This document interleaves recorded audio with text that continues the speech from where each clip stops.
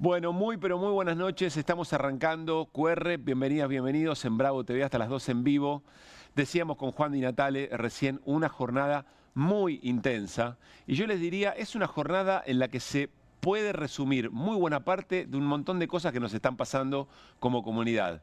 Y hacia el final de la apertura, que más que reflexiones, vamos a tratar de mostrarles escenas de esta jornada, que son escenas de lo que nos está ocurriendo. Hay una pregunta respecto del momento en el que está el gobierno nacional. Arranquemos por el Congreso. Es cierto que hay un sinsabor. Recién estaba escuchando algunas posiciones de diputados y diputadas que acompañaban la mejora en jubilaciones, que ya están hablando de otro tema, y que cuando arrancan a hablar sobre los proyectos de los gobernadores, lo primero que dicen, estoy muy dolido, estoy muy dolida porque no se alcanzó la mayoría suficiente.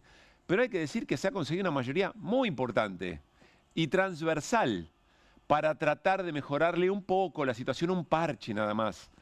Incluso eso, ¿no? Agrava un poco más la hipocresía, por ejemplo, de algunos dirigentes como de María Eugenia Vidal, pero que no se alcanzaron los 2/3. Sin embargo, es un dato político importante. Eso en el lado del debe. En el lado del haber, más temprano, sí se consiguieron los 2/3 para sostener la emergencia en discapacidad. Es decir, el veto del gobierno queda desactivado. Dijo Guillermo Francos, aunque no se sostengan los vetos y aunque insistan, no lo vamos a pagar, vamos a judicializar. Bueno, veremos. Ahora esto pasa al Senado, donde hay mayorías más importantes para esos 2/3, por eso la pelea en diputados será realmente muy importante. Ya vamos a seguir hablando de lo que está pasando en el Congreso. Pero mañana también es importante, porque mañana hay sesión muy temprano en el Senado.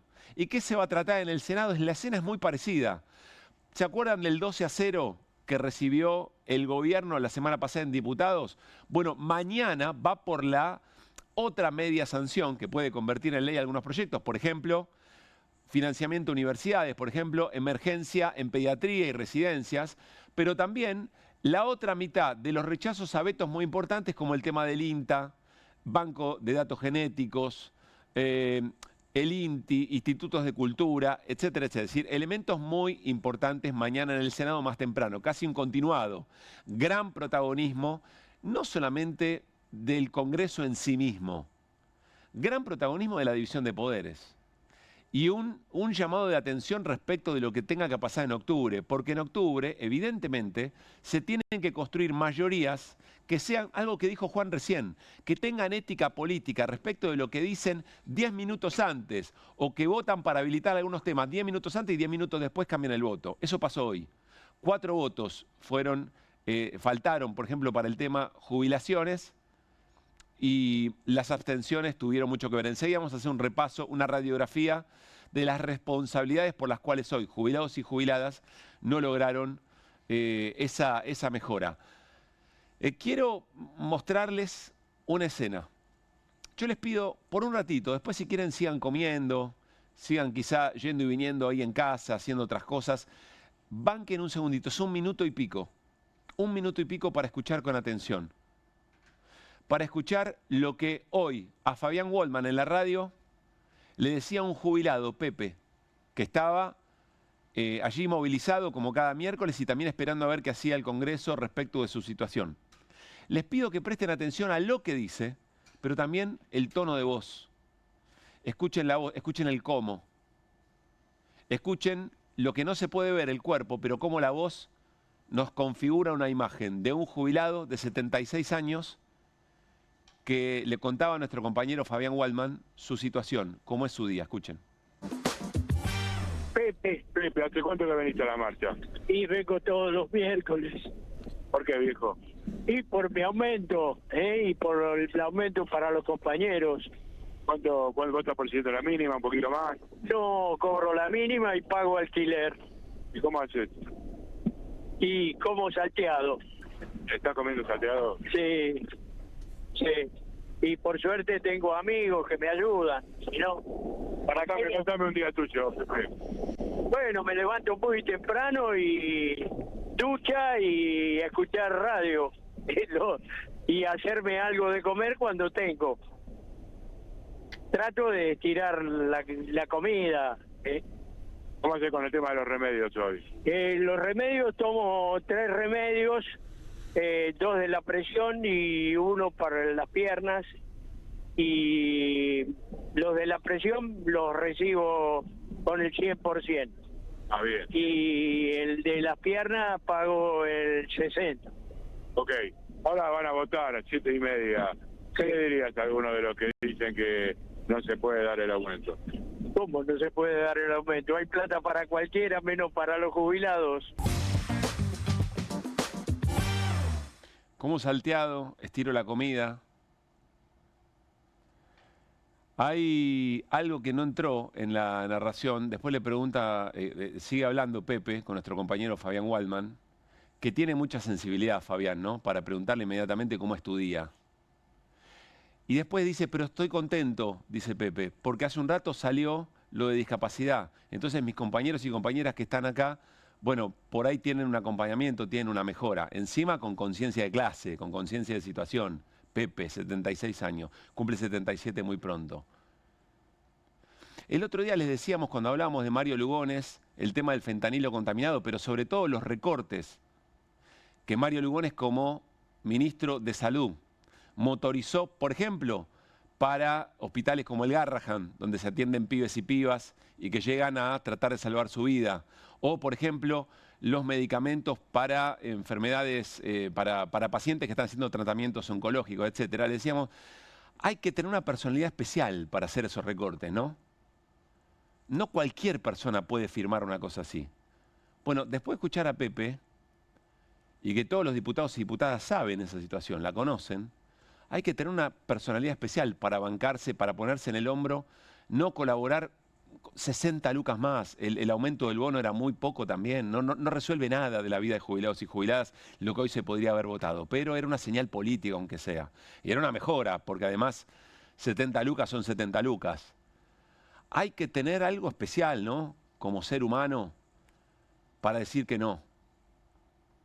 Y para después andar en canales de televisión diciendo qué barbaridad. 3 empanadas. Hay otra escena que pinta también el día y que pinta también con lo que estamos conviviendo. Ayer se los comentamos, lo hablamos con el equipo. Hoy ya hay casi una confesión de parte del gobierno, cuando no sale a decir nada, por lo menos por ahora, sobre esos audios que se conocieron, que los difundieron colegas, Mauro Federico, respecto de un posible entramado de recaudación ilegal, ni más ni menos además que en la Agencia Nacional de Discapacidad. Diego Españolo, que no es cualquier persona, el titular de Andis, es el que le dijo a la mamá de Yamoche, miren, yo no tengo la culpa, el Estado no tiene la culpa de que usted haya tenido un hijo discapacitado. Y el que les dijo también que por qué ese pibe con algún grado de discapacidad o la comunidad que tiene algún grado de discapacidad, ¿por qué tenía que viajar gratis y él no? Ese hombre fue puesto por Milei específicamente porque es amigo íntimo de Milei, es su abogado, una persona muy cercana a Javier Milei. Y alguien lo grabó conversando en una situación de bar, por lo que se escucha aparentemente, describiendo todo un circuito de recaudación ilegal. ¿Cómo? Bueno, las coimas que pagan laboratorios para poder venderle al Estado su producción. Vamos a escuchar solo un tramo porque después con Irina Hauser nos vamos a meter de lleno y en profundidad porque además ya hay una causa de no denuncia y uno espera que en las próximas horas haya novedades. Escuchen a Diego Españolo confesando esta presunta trama de recaudación ilegal, un caso más posible de corrupción en el gobierno de Milei. El tema seguramente a Karina le debe llevar el 3 o el 4. Yo calculo que le debe llegar el 3 a Karina, porque seguramente le digan, es el 5, el 1% lo tenemos que repartir entre la operatoria, se va a la operatoria, 1% para mí y vos, Karina, te llevas el 3. Seguramente le deben hacer una cosa así, están pegando una acogida olímpica. A mí me dicen, yo voy a hablar con Lule. Bueno, vamos a hablar un carajo con Lule, lo voy a agarrar la semana que viene, le voy a decir, Javi, no solamente no hablaste con Lule, sino que hay un periodista que está pidiendo información de todo lo que está pasando. Te imaginas, estamos hablando de entre medio palo y 800 lucas de medicamentos por mes. Diego Españolo le está contando a alguien, titular de la Agencia Nacional de Discapacidad, le está contando a alguien que hay toda una trama de corrupción en la que él se va a ver eventualmente involucrado. Después cuenta que por debajo, él como que llega al Andy y dice había una trama que eso está funcionando, pero que la terminal era Karina Milei. Como tantos otros han dicho, ¿no? ¿Se acuerdan? Carrió diciendo que Karina era la cajera del gobierno de Javier Milei. Pero además está contando una conversación que tuvo con el presidente, diciéndole, mirá, está pasando todo esto, me van a invocar. En otro momento dice, yo tengo todo escrito, tengo todos los mensajes con Karina. Habla de un periodista, porque esto es viejo, o por lo menos desde hace un tiempo, hay una denuncia original radicada en agosto. Un periodista está haciendo preguntas, evidentemente se preocupó mucho Españolo. Y ahora sale todo a la luz. Hasta que arrancamos el programa no había confirmación de que había renunciado, pero el gobierno está en un problema serio. Porque si renuncia, confiesa. Y si no renuncia, yo creo que hasta ahora lo que están es haciendo el inventario de qué cosas creen o saben que también están en circulación y todavía no conocimos. Por ejemplo, videos de esta escena. Este es otro elemento de estas horas. Pero hay un tercer elemento que es el trasfondo de todo esto. Que es en definitiva el proyecto de país que plantea Milei, a partir de los cuales se desprenden, no uno, un montón de casos de corrupción, a partir del cual se desprende la motosierra, el ajuste, la situación de jubilados y jubiladas, que es algo que nos va a contar Guido Bambini, que es la actividad económica. Es decir, si el país funciona o no funciona, si Argentina crece o no crece, si genera o no genera riqueza, después hay que discutir cómo se distribuye. Miren este tuit de Luis Campos, abogado laboralista, investigador, trabaja en la CTA. Datos de hoy, la actividad económica cayó fuerte en junio. Ya está debajo de los niveles de diciembre del 24. Si en el segundo semestre se quedan estos valores, el crecimiento de 2025 va a ser menor al 4% y todo gracias al arrastre estadístico. Yo creo que acá lo que está diciendo es que gracias al arrastre estadístico es ese dato. Si no, sería mucho peor. La economía real la está pasando muy mal. De fondo, ese es el punto. Eso es modelo contra modelo. Están los casos de corrupción, no son menores. Está lo que pasa en el Congreso, no es menor. Pero de fondo todo esto no nos tiene que distraer, no nos tiene que distraer de qué es lo que está pasando con la Argentina. La Argentina no crece, no genera empleo, la gente se empobrece.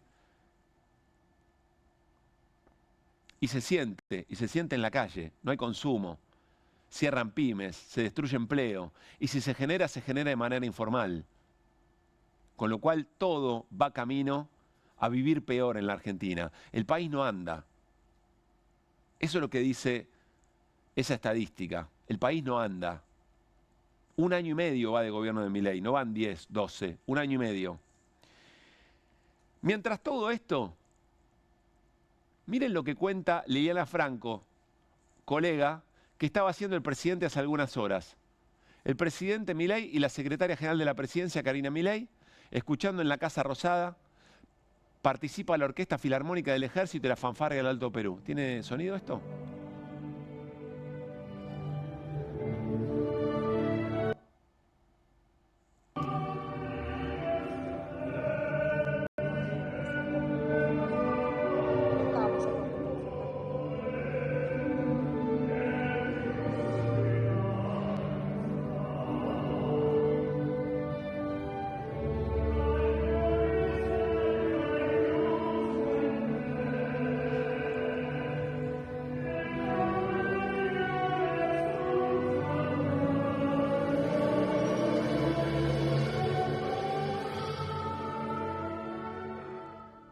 Parece que también hicieron interpretar las cortinas de sonido, las músicas emblemáticas de Star Wars y de Rocky.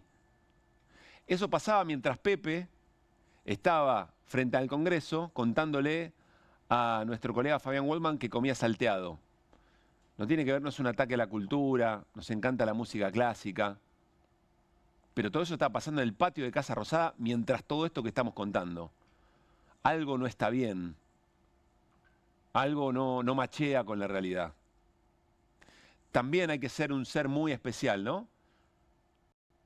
Para disponer en la Casa Rosada un concierto para pocos, para pocas, de las canciones que le gustan al presidente, mientras todo esto sigue ocurriendo. Lo último, hoy vamos a conversar con Nico Lantos, colega, pero para mí es uno de los analistas políticos que más fino está en este momento. Más fino está en este momento. Y le vamos a preguntar por el momento del gobierno, porque el gobierno convive con esta, más allá de lo que pasó con el tema jubilaciones, convive con derrotas muy fuertes en el Congreso Nacional. Convive con una ruptura de bloque. Se le rompió el bloque, La Libertad Avanza. Dicho sea de paso, uno de los que rompió dijo que todas las cosas de corrupción que están sonando efectivamente son ciertas y que todo termina en Lule Menem, que es Karina Milei. Milei convive con denuncias de corrupción, que son un montón.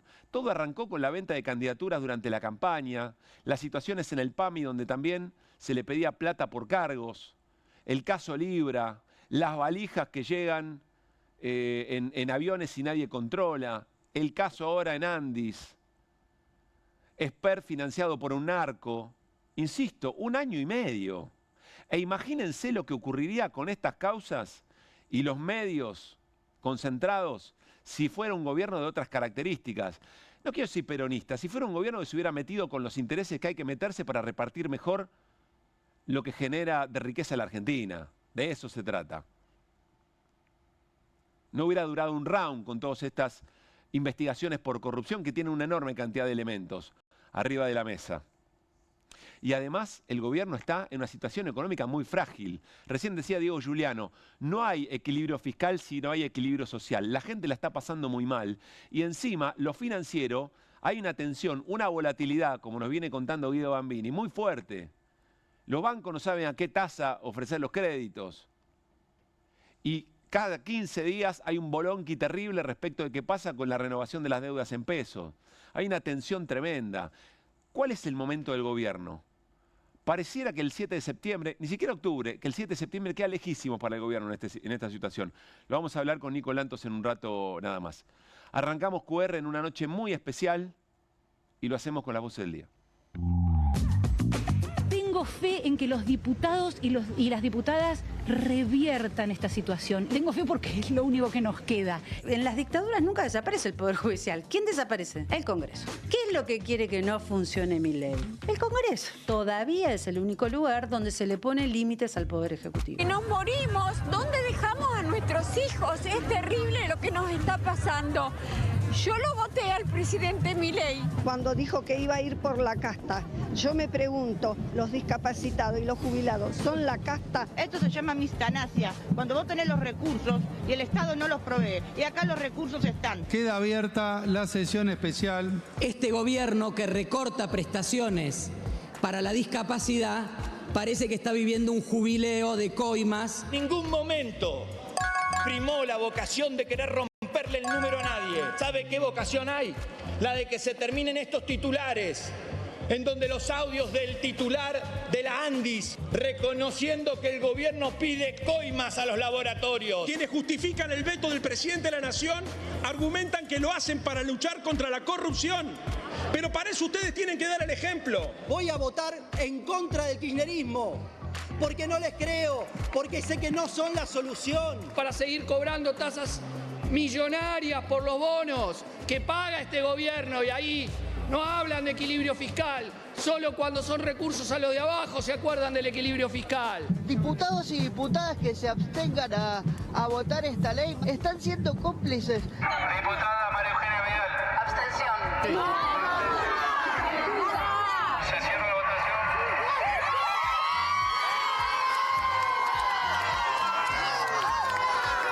Unidad de los trabajadores, ya que no le gusta, se jode, se jode. El problema principal que creemos que está ocurriendo es lo de la moratoria, mayoritariamente para las mujeres. Son todas mujeres las que están al frente. Con el bono 378.000 pesos. Todos vamos a ser jubilados. Por favor, no se olviden de eso. Todo el esfuerzo que hace un país, o sea, sus trabajadores, se va por la canaleta de una deuda que nosotros no tenemos la culpa, y para poder satisfacer todo eso hay que destruir la salud pública, hay que destruir el sistema científico, la universidad pública. Bueno, por eso hay una confrontación que es muy de fondo. Si vos vas al banco y al banco le debes plata y te pide que le devuelvas la plata a costa de no comer, a costa de no tener un remedio, a costa de que tu chico no pueda escolarizarse, ¿qué clase de democracia es eso? Pregunto, si yo no me voy a jubilar y solamente me van a gasear, ¿para qué me cobran el monotributo si no me lo devuelven con nada? La libertad en una sociedad se llama derecho.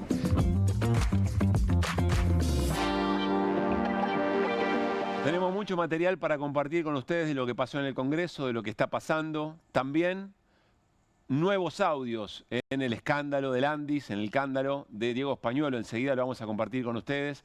Hola Irina Hauser, muy buenas noches. ¿Qué tal? Muy buenas noches. Hola Guido Bambini, ¿cómo estamos? ¿Cómo estás, Pablo? Quiero saludar rápidamente a Esteban Paulón, diputado nacional de Encuentro Federal.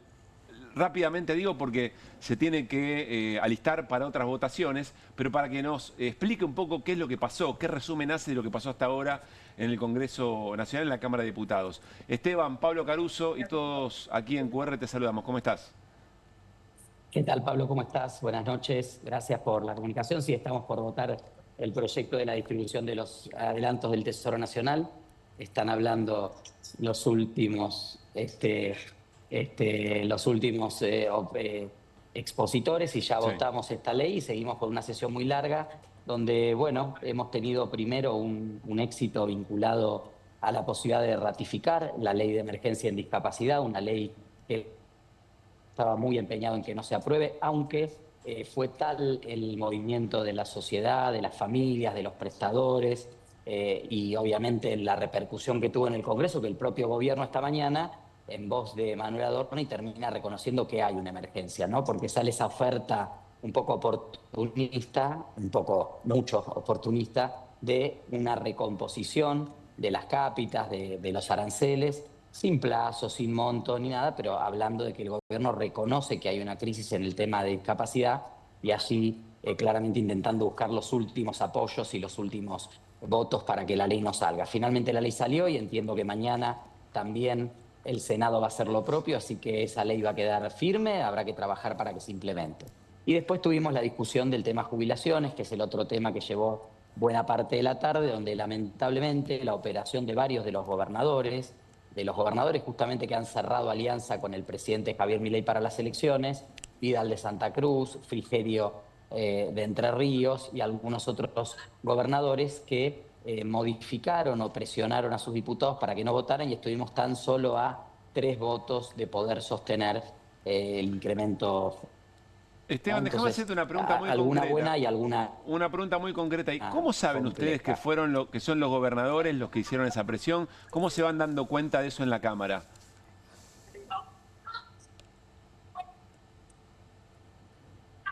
No sé. Bueno, son diputados y diputadas que habitualmente trabajan muy de la mano de los gobernadores, están en sus espacios políticos y da la casualidad, entre comillas, de que son espacios que han cerrado la alianza elecciones, así que no hay mucha otra opción que entender que efectivamente ha habido presiones y negociaciones, incluso algunos diputados y diputadas del PRO que en el tema discapacidad votaron a favor de sostener la ley, pero no creo que ahí se ve claramente que evidentemente el gobierno puso todo el esfuerzo de la negociación en eso y que el cierre de listas y que haber metido este tema en el medio del debate de la campaña ha tenido que ver con la posibilidad de, obviamente, más allá de algunos heridos y algún bloque que se abrió hoy de exaliados del gobierno, también entender que con algunos otros abrochó apoyos que hicieron que por muy poquitos votos finalmente no hubiéramos podido insistir en el aumento del 7,2% de las jubilaciones y el aumento de emergencia del bono. Y Esteban, la última, y ya te dejamos, por supuesto, tranquilo para tu labor, pero hay quienes votaron para habilitar el tratamiento del tema jubilaciones y después cambiaron y o se abstuvieron o votaron negativo. Sí, creo que sabiendo que la ley... A ver, nosotros podríamos haber evitado tratar el veto hoy, ¿no? Pero creo que también la sociedad lo estaba esperando. Una semana más no creo que hubiese cambiado el resultado de la votación. Los diputados de Cornejo, de Mendoza, son fundamentalmente los que votaron para habilitar el tema y después votaron en contra del incremento de la jubilación. Y Cornejo, otro de los gobernadores, también que obviamente operó para que finalmente Javier Milei no tenga una tarde tan agridulce, ¿no? En una sesión que se extiende por un rato más, donde vamos a intentar incorporar nuestro pedido de citación a Karina Milei y a Diego Españuelo para que vengan a dar explicaciones por los audios. Hay un proyecto mío de esta tarde y ahora aparecieron algunos otros proyectos. ¿Eso cuándo se va a tratar, Esteban? Ahora vamos a estar votando la distribución de los ATN, luego muy brevemente, casi sin debate, la modificación de la Comisión Libra para poder reactivarla y llevar adelante la investigación y después de eso vamos a pedir un apartamiento de reglamento para que podamos ver quiénes están de acuerdo en que se esclarezca esto. Y quiero decirte, Pablo, que hablamos de Diego Españolo, pero Diego Españolo es el que está denunciando la situación. Claro. Más allá de que pudiera... Me parece que se nos cortó la comunicación. Mala señal, pero mucha voluntad de Esteban Paulón. Le agradecemos de conversar con nosotros. Está yendo ahora a ejercer bueno, su labor, el voto. En el marco de esta, se está discutiendo la distribución de recursos para las provincias. Esto que contaba Esteban Paulón, a mí cuando uno lo va viendo, ya con muchos años de saber cómo va leyendo la sesión, hay momentos que se hacen silencios, que hay gente que se levanta, que se pone nerviosa porque se están dando cuenta que hay operaciones en curso. Y ahora quiero saber qué piensan Irina y Guido, pero quiero que observen cómo se iban dando cuenta antes de la votación dos referentes de bloque. Uno es Juliano, que es el referente de Democracia para Siempre, radicales, pero que se apartaron del loredismo o de los radicales con peluca, y después Germán Martínez de Unión por la Patria. Arrancamos con Juliano. Señor presidente, se ha dicho todo.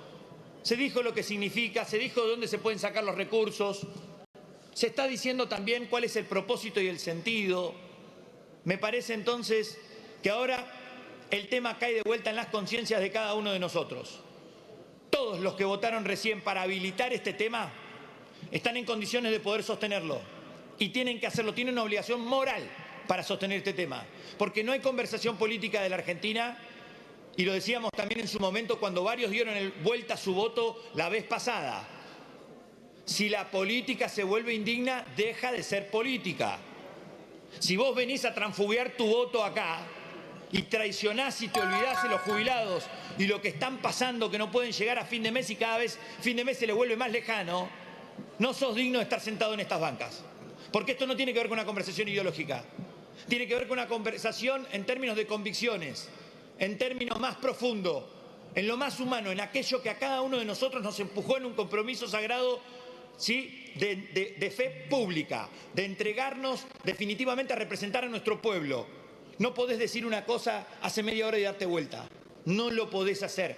No hay llamado del gobierno nacional, no hay llamado del gobernador de tu provincia, no hay llamado de nadie que te tenga que dar vuelta el voto. Te está mirando el país. Y le estoy hablando a todos los 159 diputados que hace un ratito acabaron de habilitar este tema, no para ganarle a Milei, para que gane la Argentina, señor presidente.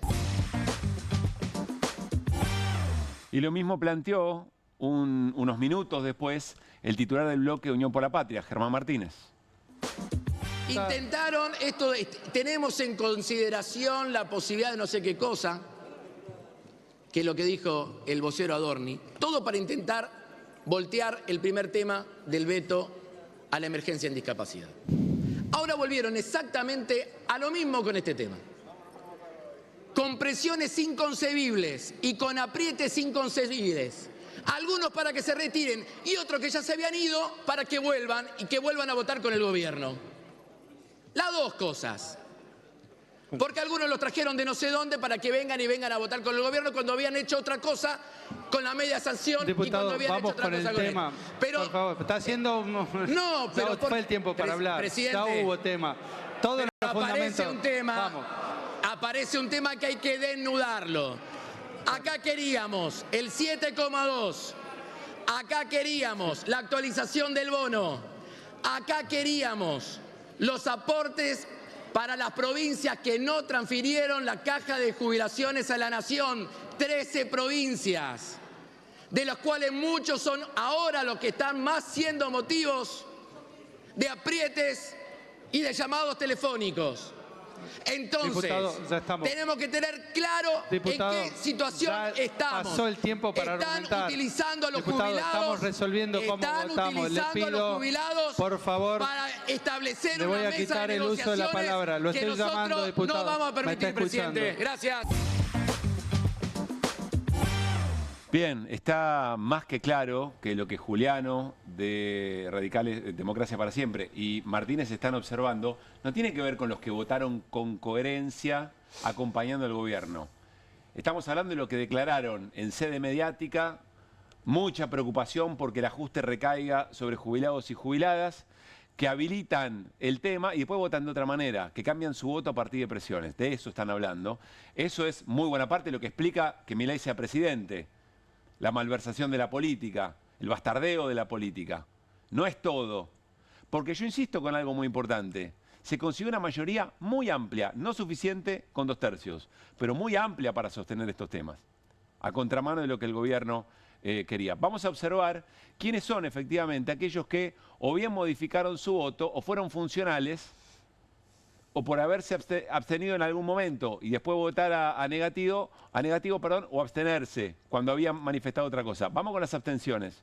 Fundamentales estas abstenciones para sostener el veto del gobierno. Hablamos de Marcela Antola, diputada de Democracia para Siempre por Entre Ríos, de Alberto Arrúa, diputado por Misiones de Innovación Federal, atentos el protagonismo de Misiones, Carlos Fernández, de Innovación Federal también de Misiones, Yamila Ruiz, del mismo espacio político, misma provincia, Daniel Bancic, también de Innovación Federal y Misiones, y María Eugenia Vidal, de quien nos ocupamos en el pase con Juan Di Natale, del PRO, en la ciudad de Buenos Aires, por haber dicho que rompía de alguna manera, que se corría del acuerdo del PRO y la Libertad Avanza, porque en realidad el ajuste había caído sobre jubilados y jubiladas y sobre los trabajadores de los hospitales nacionales.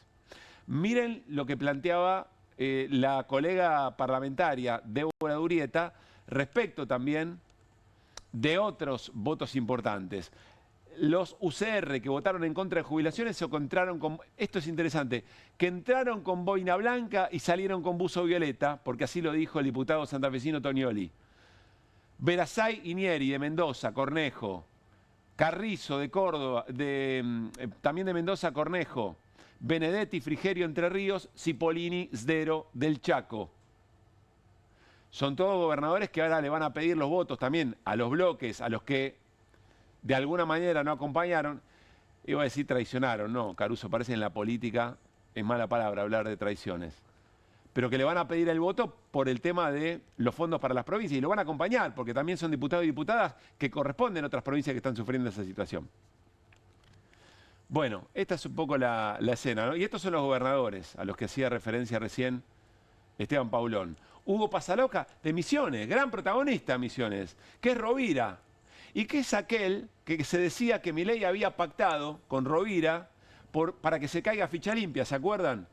Que le mostró el teléfono a una colega que casi la forzó, una situación horrible, la forzó a que le revise en vivo el teléfono al presidente. Después nos enteramos que tenía 2. No, y tenía más, ¿no? Tenía como 6, Irina, ¿no? Sí. Tenía como 6 de, ¿cómo es? De líneas telefónicas prepagas. Sí, más, tenía más. Tenía más. Sí. Bueno, Rogelio Frigerio, de la provincia de Entre Ríos, Alfredo Cornejo de Mendoza, Esdero del Chaco y Claudio Vidal de Santa Cruz. Fundamentales para que los jubilados y jubiladas no mejoren un poco su situación. Bueno, esta es la escena. Irina, Guido. Sí, es fundamental, me parece. Hay que ver cómo se valora, ¿no? Me parece que es fundamental mostrar las caras y los nombres de quienes, en nombre de no sé qué, cambian, ¿no? En tan poco tiempo su voto pasan de abstenerse a negativo o pasan de haber votado afirmativo a abstenerse y son funcionales, seguramente por alguna valija, por algún sobre, a que los jubilados no tengan un aumento. Digo, esto no es un aumento en términos reales. Esto es una, es una recomposición de la inflación que no le reconocieron en el empalme de fórmula. Ni siquiera es retroactiva. Claro, es el 7,2% que le faltó en el cambio de fórmula por decreto que instauró este gobierno de la inflación de enero, del 20,6% que fue la inflación de enero, la actualización de un bono que está congelado desde marzo del 2024 en 70.000 pesos a 110.000 pesos. Y tampoco es que estamos hablando de jubilaciones que se irían a una cifra, a un guarismo impresionante, 446.000 pesos. Claro. Estamos hablando de la jubilación mínima con bono a partir de esto que acaba de vetar Milei. Valijas, sobre y también negociaciones, negociaciones y políticas. por lo que se vota ahora. Por tema de fondo de las provincias. Yo igual digo, con el antecedente Cuaidar, sí. Digo, a esta gente no le da un poco de fantasma de que les puede... de que les puede pasar algo, digo. No digo que haya... pero por eso que insisto, por ahí no hay un sobre, por ahí no hay un baúl por eso, por ahí no hay, pero es evidentemente se ha instaurado una cultura donde cambiando un voto de manera tan rotunda y para, digamos, para afectar a un sector tan vulnerable como el de los jubilados, es obvio que cae sobre vos una sospecha. Y yo digo, ¿cómo duermen con la conciencia tranquila? Yo sé que es una cosa es un lugar común lo que estoy diciendo, pero te juro que me lo pregunto. Pero por eso decíamos, hay que ser especial, hay que tener ciertas características. La para sangre decidir. muy fría, ¿viste? Bueno, Y sí. antes saludaba a Nico Lantos, algo importante que tiene que ver con que estas cosas también son con las que está conviviendo el gobierno. El gobierno convive con esta situación en el Congreso, que es cierto, jubilaciones, gritará gol, cantará gol el gobierno, pero tiene una situación muy compleja en el Congreso Nacional y mañana hay una sesión muy importante también en el Senado. Por las causas de corrupción que empiezan a aparecer y muy fuertes, hablamos con novedades y aparentemente más testimonios, más audios de Españuelo que denuncia esa red de recaudación ilegal alrededor de Andis. Y porque también con una situación económica muy frágil, de mucha tensión, de gran volatilidad. Lo quiero saludar a Nico Lantos, agradecerle por este rato en la noche y sobre todo recordarle lo que decíamos en la apertura del programa. Es un colega que está muy fino en el análisis político. Yo recomiendo escuchar las reflexiones y los análisis de Nico Lantos, seguirlo en las redes, porque está muy fino en la lectura del mapa político, del momento político y del momento del gobierno. Nico, Pablo Caruso, Irina Hauser y Guido Bambini en QR, te saludamos. ¿Cómo estás? Buen día, Pablo. Buen día, equipo. Gracias por las palabras de presentación. Buenas noches, en realidad. Estás acostumbrado a las mañanas tempranas, claro. Es la costumbre de la mañana. Buenas noches. Y ahí los venía escuchando con atención esta reseña de lo que está pasando en el Congreso y de lo que eso implica para un gobierno que claramente está llegando a un momento tan importante como es la elección de medio término en condiciones muy distintas a las que seguramente imaginaba. Y ese es el primer dato, que más allá de que está esta idea de que siempre todo marcha acorde al plan, no importa qué pase, el plan pareciera adaptarse, pero definitivamente si uno mira lo que está pasando en la política, en la economía, en la calle, no era este el plan de Milei seguramente para llegar a las elecciones de medio término y hay muchos interrogantes sobre el futuro. O sea, es Nico que Guido tiró una frase el otro día y nos quedó. No es que todo marcha según el plan, sino que la marcha se va acomodando. Que el plan se va acomodando a la marcha, parece ser un poco la sentencia. Ahora, te lo pregunto, ¿cómo llega el gobierno a las elecciones o en qué momento ves al gobierno? Detenete en lo que quieras. Llega necesitado, en principio, muy necesitado, de una buena noticia, de un triunfo. No quizás ya en términos de pensar en construir una mayoría, algo que parece muy lejos hoy, sino de alguna manera demostrarle a esos sectores que lo apoyaron para llegar y que lo apoyaron hasta acá, de que él sigue siendo la mejor apuesta para de alguna manera sostener lo que obtuvieron, que es mucho en este año y medio, porque en los últimos meses ha habido digamos, un interés de algunos sectores importantes corporativos, el círculo rojo, como se le dice, por pensar en planes B, por ver a un Milei que quizás no es el más apto para que todo lo que consiguieron en este tiempo se sostenga en el tiempo y evitar que aparezca en el futuro otro gobierno que lo haga retroceder, la ley de bases, el DNU 7023, las reformas de Sturzenegger, etcétera. Entonces aparece ahí Victoria Villarruel, que volvió a asomar la cabeza y que tiene conversaciones con distintos sectores. Aparecen estos gobernadores del centro que iban a lanzarse en diciembre, a fin de año, y anticiparon ese lanzamiento porque ven que es muy inestable el gobierno de Milei, entonces tienen que estar ahí presentes pensando incluso en un escenario de asamblea legislativa. Hay una serie de movimientos de, si se quiere, seducción al establishment por otros sectores que no son Milei. Perdón, Nico, que te interrumpa ahí. ¿Cómo pensando en situación de asamblea legislativa? Vos sabés que si se llegara a ese punto, después de un juicio político, por ejemplo, después de un juicio político que de alguna manera remueva al presidente y también a la vice, porque si no la vice tiene que concluir el mandato. Claro. Pero si se llega al punto de Asamblea Legislativa, los que son elegibles son gobernadores, diputados y senadores. Y entiendo que detrás del armado de Provincias Unidas, que insisto, estaba planeado para fin de año y se anticipó para antes de la elección, no solamente hay una idea de esta construcción de centro para competir en elecciones, sino también pensando en que si eventualmente prospera el juicio político, sabemos que los escándalos de corrupción pareciera que salen uno nuevo a la luz casi cada semana, sabemos que Milei se está ganando enemigos, que está quemando los puentes, que está jugando muchos plenos. Bueno, es un escenario que aparece en algunos tableros y la lectura es que si se llegara a ese punto, probablemente ni alguien muy cercano a la experiencia de Milei, que llegaría muy mal, pero tampoco alguien cercano al peronismo más opositor o al kirchnerismo conseguirían el respaldo de una asamblea legislativa y debería aparecer ahí algún referente de centro, y ahí es donde Puyaro, Torres, Yarlora, Valdés y demás están, digamos, viendo como de ser de alguna manera de que de ese grupo saldría una sucesión. Son escenarios sumamente especulativos, pero que suceden hoy en día. No, claro, quiero hacer esa aclaración. No es que Nicolanto del círculo rojo. No es que Nicolanto está diciendo esto va a pasar, esto está cerca. Lo que está contando Nicolantos es que se adelantan ciertos movimientos porque en algunos tableros aún especulativos esta escena se conversa. Vean un poco, pinta bien el momento. Nico, ¿qué cosa más tiene, crees vos, para ofrecer el gobierno? Porque el gobierno ofreció bajar la inflación, que más allá de todos los matices, las discusiones metodológicas, etcétera, etcétera, el gobierno puede demostrar que venía al 300% interanual y efectivamente la tiene. ¿A cuánto interanual, Guido, ahora? 25, proyección de los 12 meses, 36%, último dato, 36% interanual. Bueno, puede ostentar eso, pero también hay sectores, por lo menos los focus group empiezan a mostrar que hay quien se está preguntando ya, bueno, está bien, la inflación está baja, pero la estoy pasando muy mal, la plata no me alcanza. Y por otro lado, el antikirchnerismo furioso, ¿no?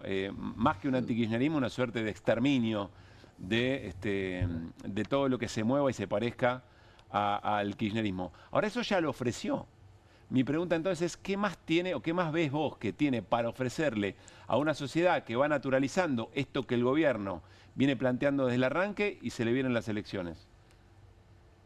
Ahí vos decís, ¿qué más tiene para ofrecerle a la sociedad? Eso es una buena aclaración, el a quién, ¿no? Está muy Porque yo me pregunto, ¿cuán interesado está el gobierno de Milei en ofrecerle algo a la sociedad a esta altura del partido?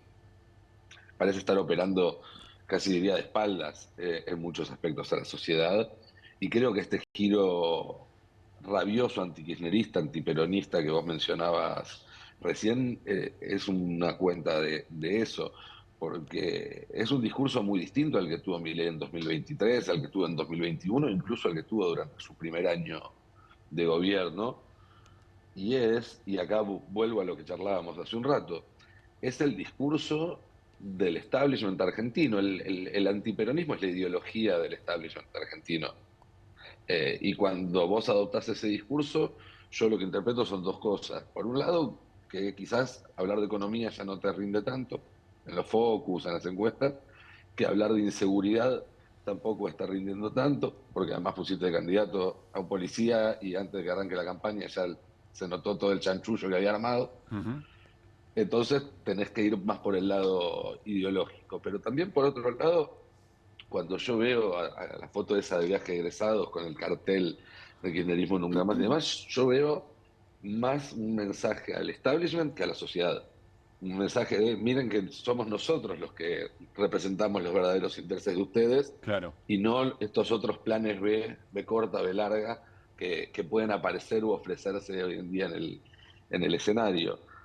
Me parece que es un mensaje de Milei sobre todo al establishment, a decirles, che, sigan con nosotros, confíen en nosotros, que los que representamos esa ideología somos nosotros. Eso también trae un riesgo, trae un problema. Milei era otra cosa, o por lo menos pretendía ser otra cosa.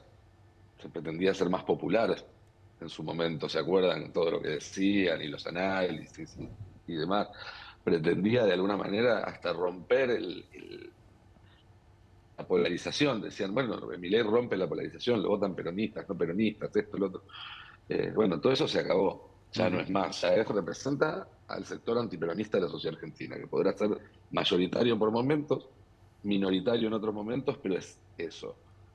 Hay otras experiencias de gobiernos antiperonistas que se regían únicamente por esa identidad antiperonista. Sobre todo la de Macri y la de la Rúa últimamente. Sí. Terminaron mal cuando se les acabaron los dólares. Y está yendo exactamente por el mismo camino este gobierno. Entonces eso también es una luz roja muy grande, porque no tiene otras herramientas, no tiene otras apelaciones a la sociedad para mantener la cohesión si le sale mal ese plan. ¿Que cuál es? Bueno, pisar el dólar para ver si la inflación termina de plancharse a tiempo y baja el riesgo país para entrar a rolear deuda, o si explota todo antes de que pase eso, que es lo que hoy parece que va a pasar. Claro, y Nico, la última, y ese mensaje, está muy bien la aclaración, a quién le está hablando, le habla a la sociedad por un lado, ¿y el mensaje es efectivo para ese círculo rojo, para el poder económico, o es un mensaje que también empieza a entrar en dudas? ¿Cómo lo ves? En realidad la confianza de los agentes económicos sobre el mensaje de Milei, ¿no? ¿Lo contesto el 8 de septiembre, te parece, o el 27 de octubre? Está muy bien.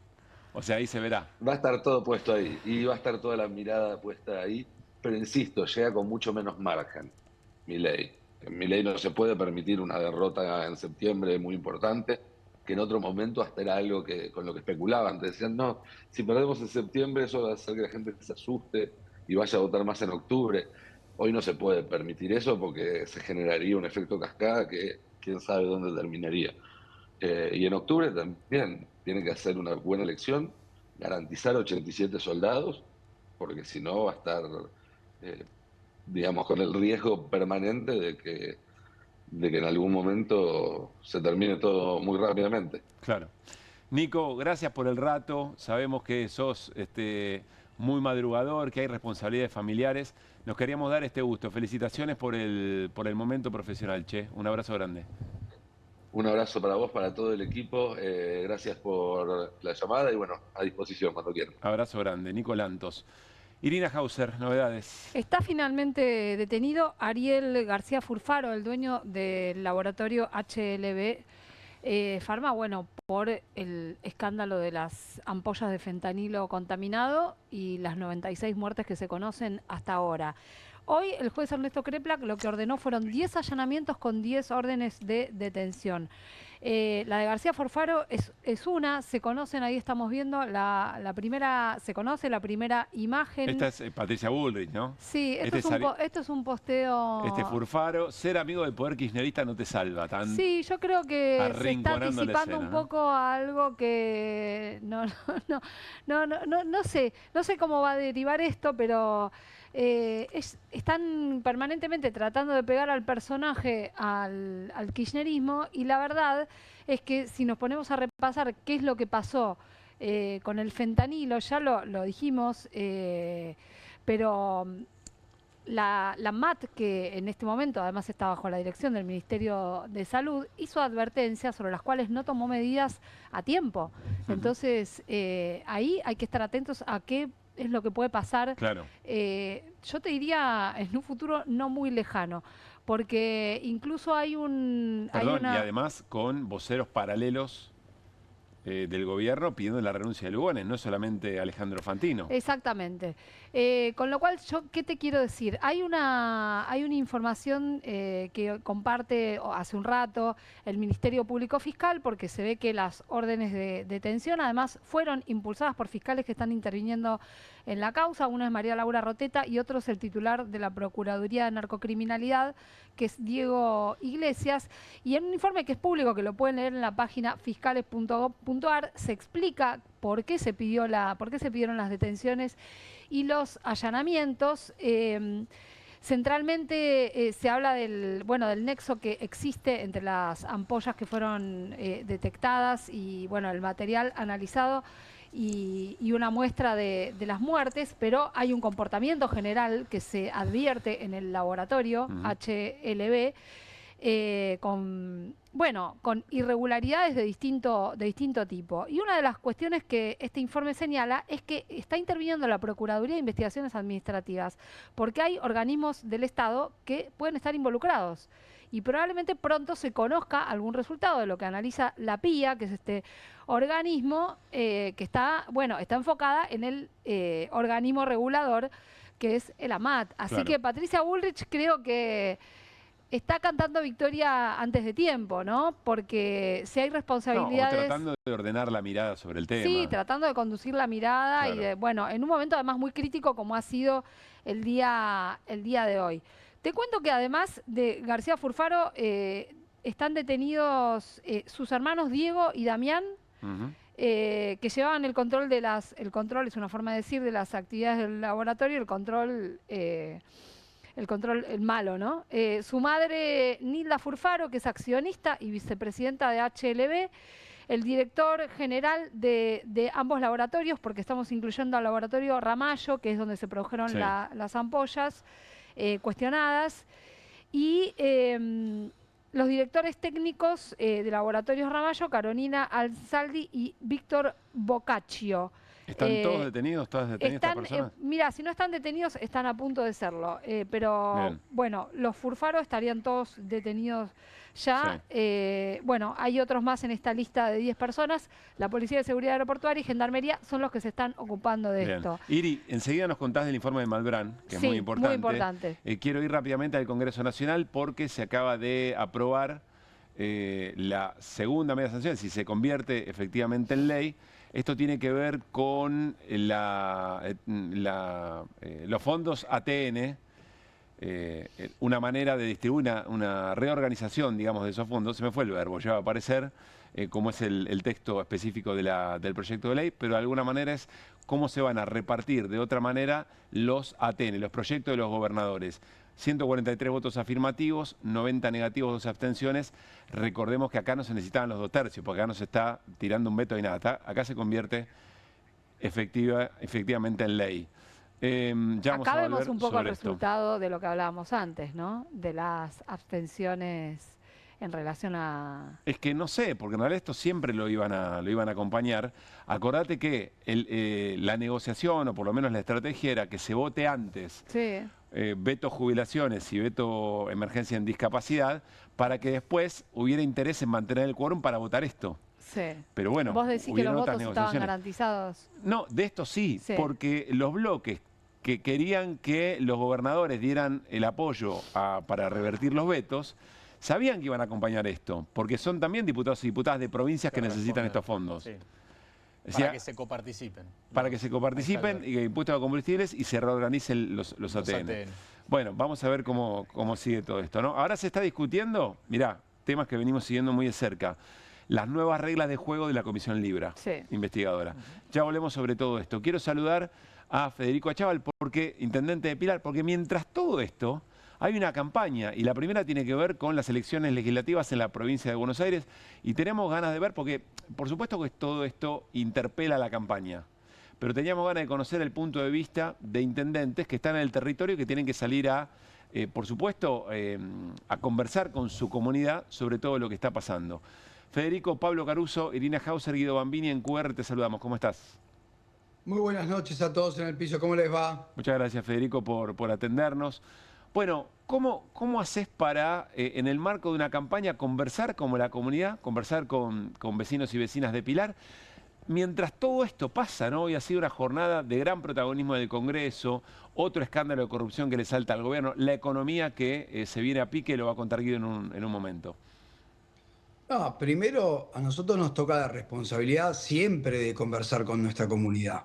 Nosotros tenemos la dinámica diaria del vecino que necesita un acompañamiento social, del adulto mayor, del jubilado que le falta para el medicamento.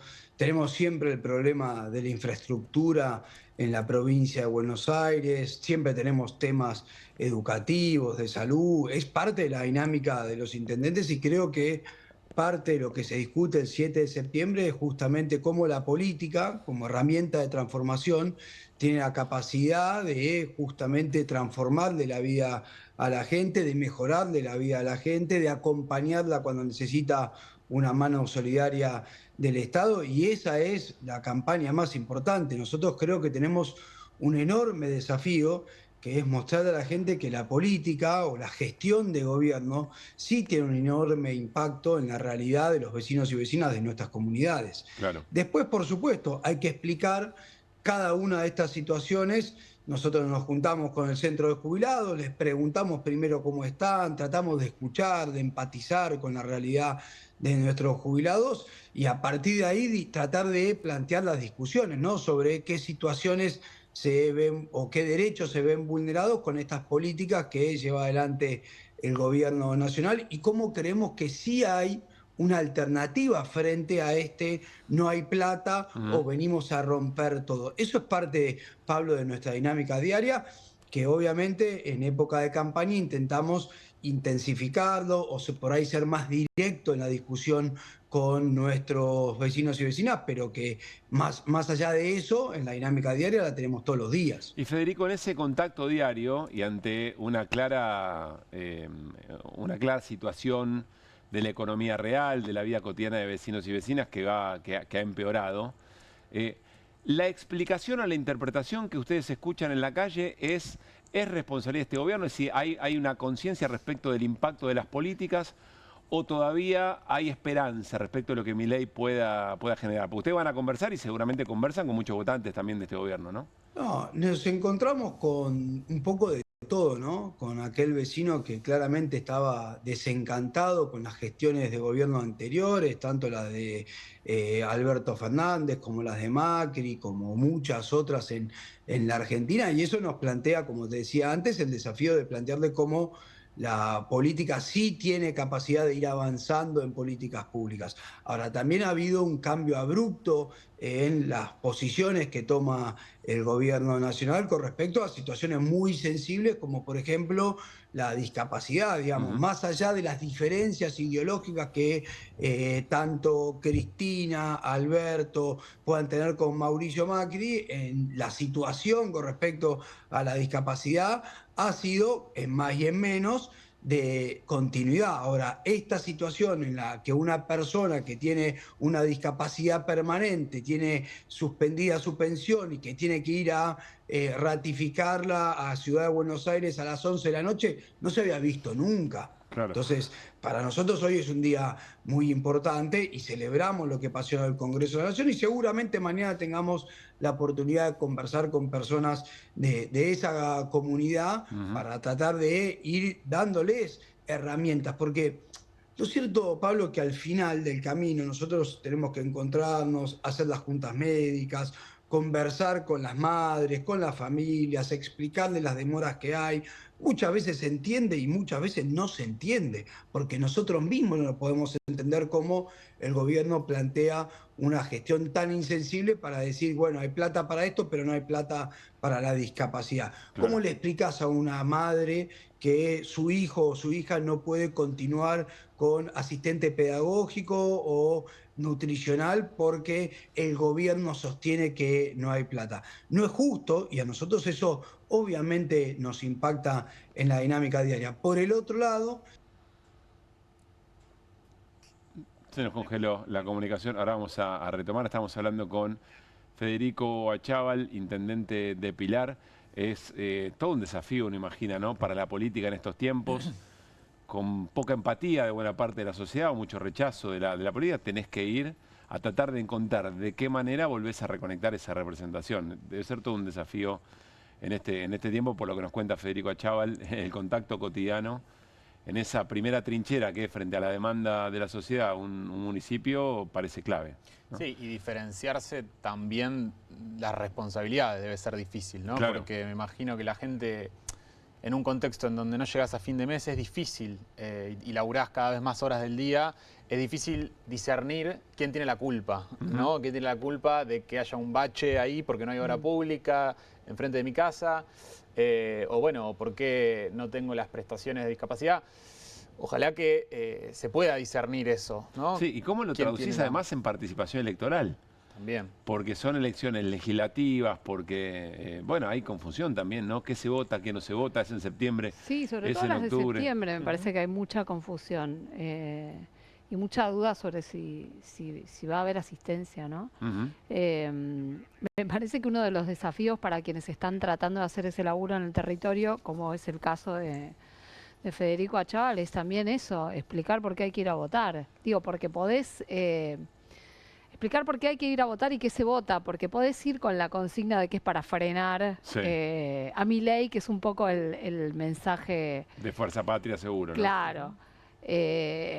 Pero tenés que explicar que vas a ir a votar, de alguna manera, aunque sea simplificada, que creo que ese es el gran desafío que tienen en este momento. Ojalá podamos retomar la comunicación, alguna falla técnica, porque hay cosas para preguntar también sobre el rol de los intendentes y las intendentas en la elección de octubre, ¿no? Hay mucha pregunta en función de cómo cerraron las listas, si después, al no haber en la lista de octubre referencias territoriales, si van a traccionar. Es que a la vez no dejan de tener un peso, o sea, es tanta la expectativa respecto de septiembre que ya el peso lo tenés puesto ahí. Entonces, y ahí, bueno, los intendentes sí tienen un protagonismo. A ver, vamos con eso, ahí recuperamos por suerte la comunicación. Federico, te escuchamos bien, aprovecho y paso a otro tema.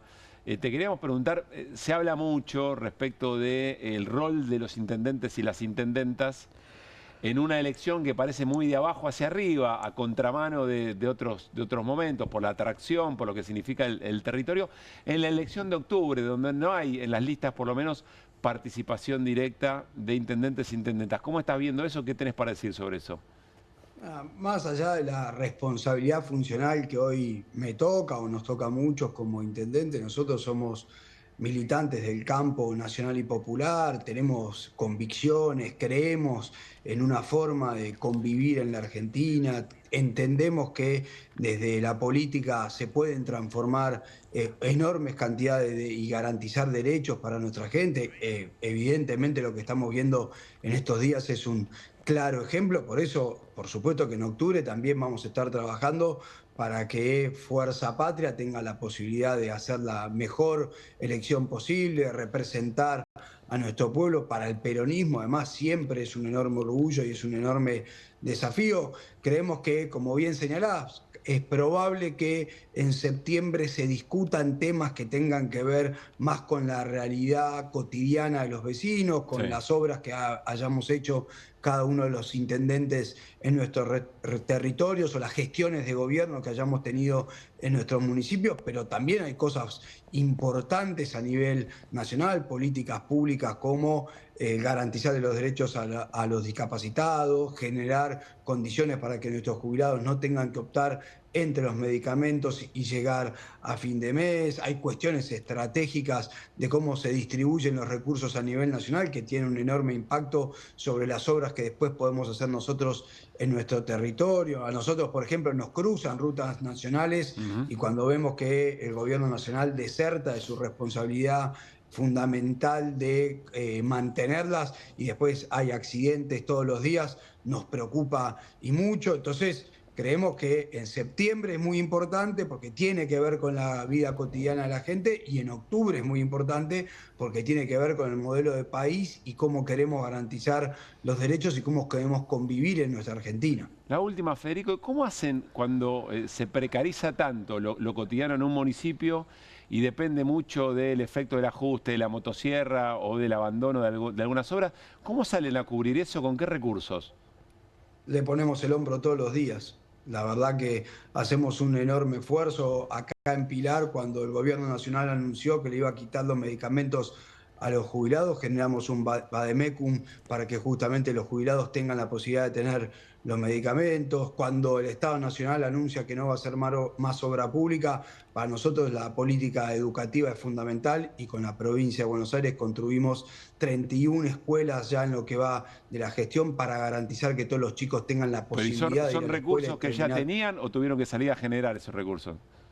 de todo, son recursos que generamos a partir de las tasas en nuestros municipios, son recursos que conveniamos con la provincia de Buenos Aires. Lamentablemente hoy no recibimos fondos de la Nación, ni para programas, ni para proyectos sustentables a lo largo del tiempo. Por eso la verdad es que es parte de lo que hay que discutir, que hoy se discuta en el gobierno, en el Congreso de la Nación, qué se va a hacer con los recursos que todos los días el Estado Nacional le saca a los argentinos a través de los impuestos, pero que no se devuelven ni en obra pública, ni en hospitales públicos, ni en construcción de escuelas, ni en construcción de rutas. Bueno, nosotros ahí planteamos una enorme diferencia. El gobierno sistemáticamente plantea la idea de que hay que bajar los impuestos. Mi pregunta es, ¿qué hacen con los impuestos que cobran todos los días?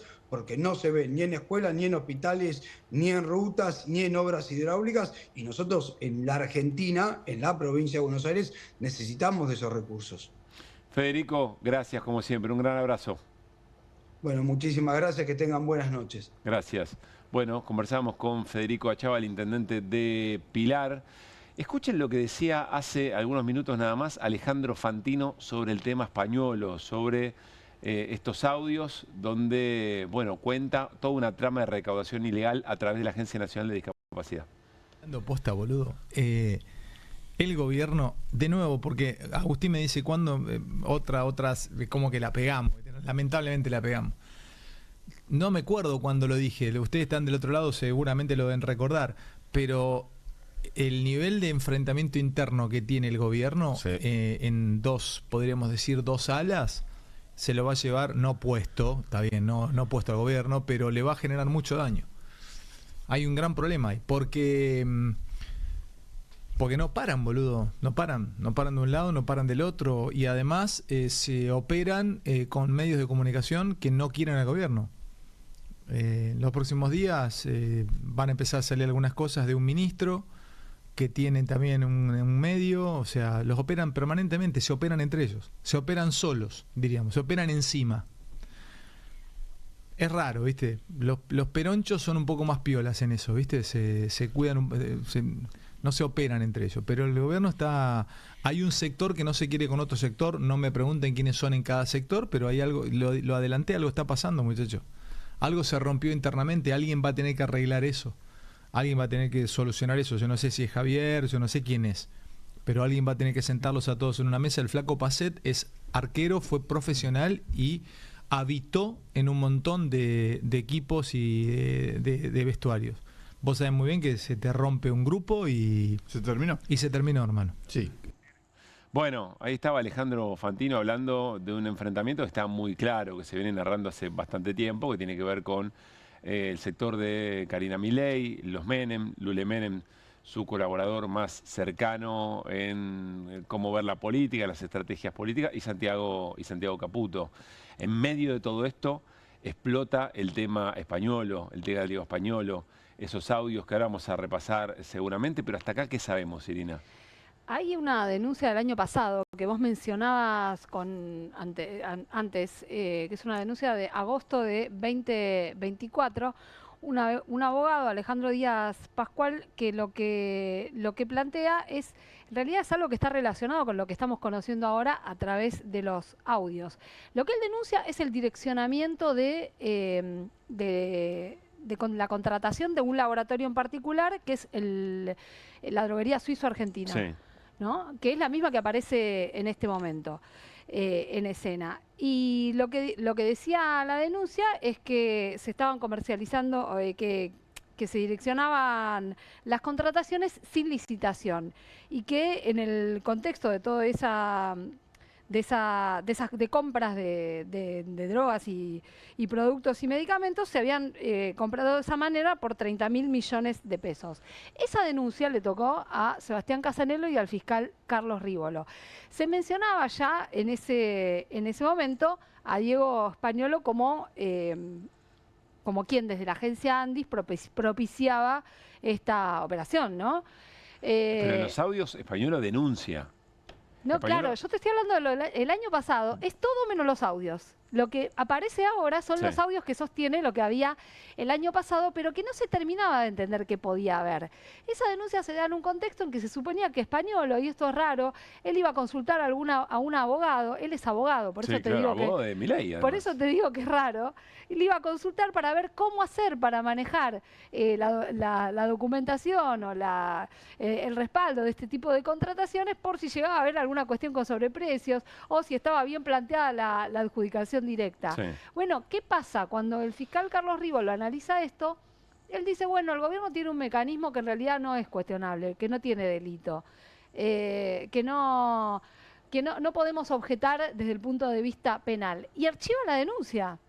Está archivada esa denuncia. Archivado no quiere decir ni que está cerrada. No quiere decir que está cerrada. Ni que sobreseen a nadie, digamos. No, exactamente. Que está como esperando sí, algo. No, él dijo, por ahora no pude encontrar un mecanismo de adjudicación directa donde se haya violado un mecanismo de licitación. Y aparecen los audios. Aparecen los audios ahora, Gregorio Dalbón, el abogado, hace una denuncia hoy con los audios y planteando el contenido de los audios, donde sí, como escuchábamos antes, se hace mención expresa de retornos, de un porcentaje de retornos, donde se menciona además explícitamente a Karina Milei y también a Adrián Menem y a Lule Menem. Vamos a escuchar algunos de esos audios, Irina, porque están en el centro del debate político del momento y por lo menos hasta ahora, o hasta que arrancamos este QR, no se había efectivizado la renuncia española, pero muchas fuentes, incluso del propio gobierno, decían que ya se había efectivizado. Por lo menos nosotros no lo tenemos cotejado. Vamos a compartir algunos de los testimonios que divulgó Mauro Federico en Data Clave. Seguramente a Karina le debe llevar el 3 o el 4.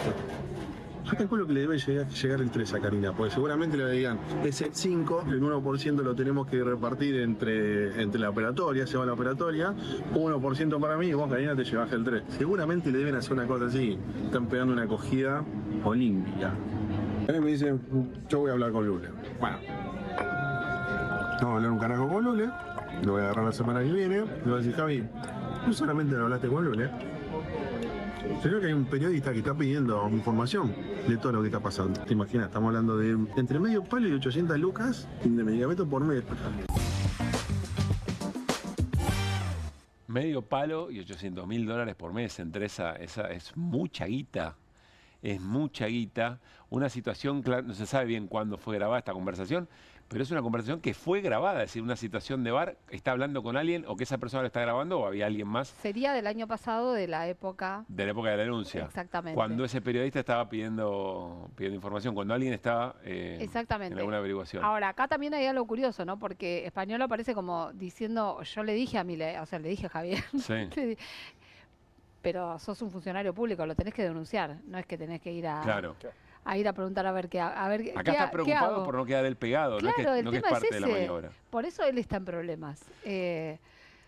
Tenemos más para escuchar y seguimos con el análisis de Irina, dale.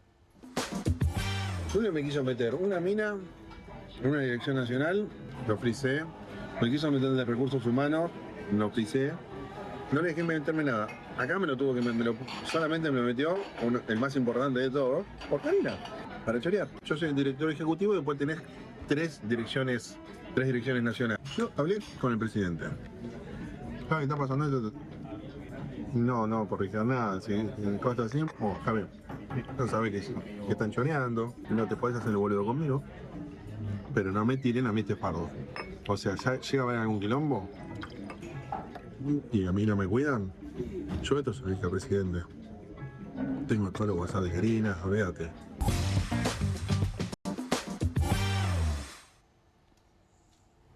Tengo todos los chats de Karina, dice. Yo creo que está hablando por algunos datos que fuimos cotejando de Daniel Garbellini, que entiendo es el director de servicios de salud, que es el que efectivamente le invocaron, pero a pedido de Karina. Pero que además dice, ¿no? está mencionado en alguno de los tantos audios. Sí. Lo cual le da mucha verosimilitud a todo, porque aparecen nombres y situaciones que no sé cómo se haría si es que quisieran hacer algo falso, digamos, ¿no? Y además nadie del gobierno salió a decir que esto era falso, que esto era trucho. No. Hasta acá. No. Ahora, con todos estos elementos, quisiera creer que va a haber un nuevo impulso a la investigación, o por lo menos va a haber una investigación nueva. También la tiene Sebastián Casanello, el fiscal es otro, le tocó a Franco Picardi, pero por el tenor de los audios, sí, acá, digamos, hay algo medio urgente, ¿no? ¿Qué significa eso? ¿Qué acciones se deberían tomar? Mínimamente debería impulsar la investigación y llamar a testimoniales mínimo. Queremos hacer una consulta sobre unos audios que andan circulando. ¿Cómo le va? Siéntese. ¿Qué tal? ¿Cómo le va? Y bueno, igual ya te anticipo que va a haber toda una discusión por los audios y por el origen, sí, que es lo que suelen hacer para empujar las investigaciones. Una cosa muy curiosa, paréntesis, hay un animador televisivo, por decirlo de alguna manera, que decidió no poner esto al aire porque le parecía que podía estar deshonrando a algunas personas, pero es el mismo que había conseguido atrás de un árbol, corriendo en Palermo, unos audios que mandó al aire sin cuidado, ¿no? Se ven cosas realmente muy circenses. Sí, la verdad que... Aparte ya está, es algo que está judicializado, ¿viste? No, que ya estaba judicializado, claro. Estaba judicializado de antes, ahora está judicializado con esta novedad. Qué sé yo, me parece un argumento un poco sonso. Vamos a compartir un último audio, a ver qué más dice Españolo. Me pusieron un tipo que maneja todo lo que es la casa mía, un delincuente. Ese es un delincuente que estaba en la gestión de Macri y se fue, pero, o sea, cuando se fue con denuncias y se llevó los discos rígidos de las computadoras. No, un delincuente. Él no está metido, pero es toda la gente de él. Entonces van a pedirle guita a la gente, a los prestadores le van a pedir guita. Yo fui y le dije, Javier, escúchame, yo estoy denunciando todo el choreo, todo esto, y abajo tengo gente que va a pedir guita. Entonces, cuando yo vaya y toque a uno, van a decir, che, flaco, está todo bien, y venís a pedirme guita con estos delincuentes. Entonces, Javi, ¿qué hago? Es muy fuerte, es muy fuerte. Es muy fuerte, y lo que te quiero decir es que ya dejó de ser una cuestión de una discusión sobre una adjudicación directa, o hay otra cuestión, porque se está hablando de retornos. Se está hablando de coimas. Es la trama de recaudación ilegal, porque además conecta con otras situaciones y con otros temas. Sí.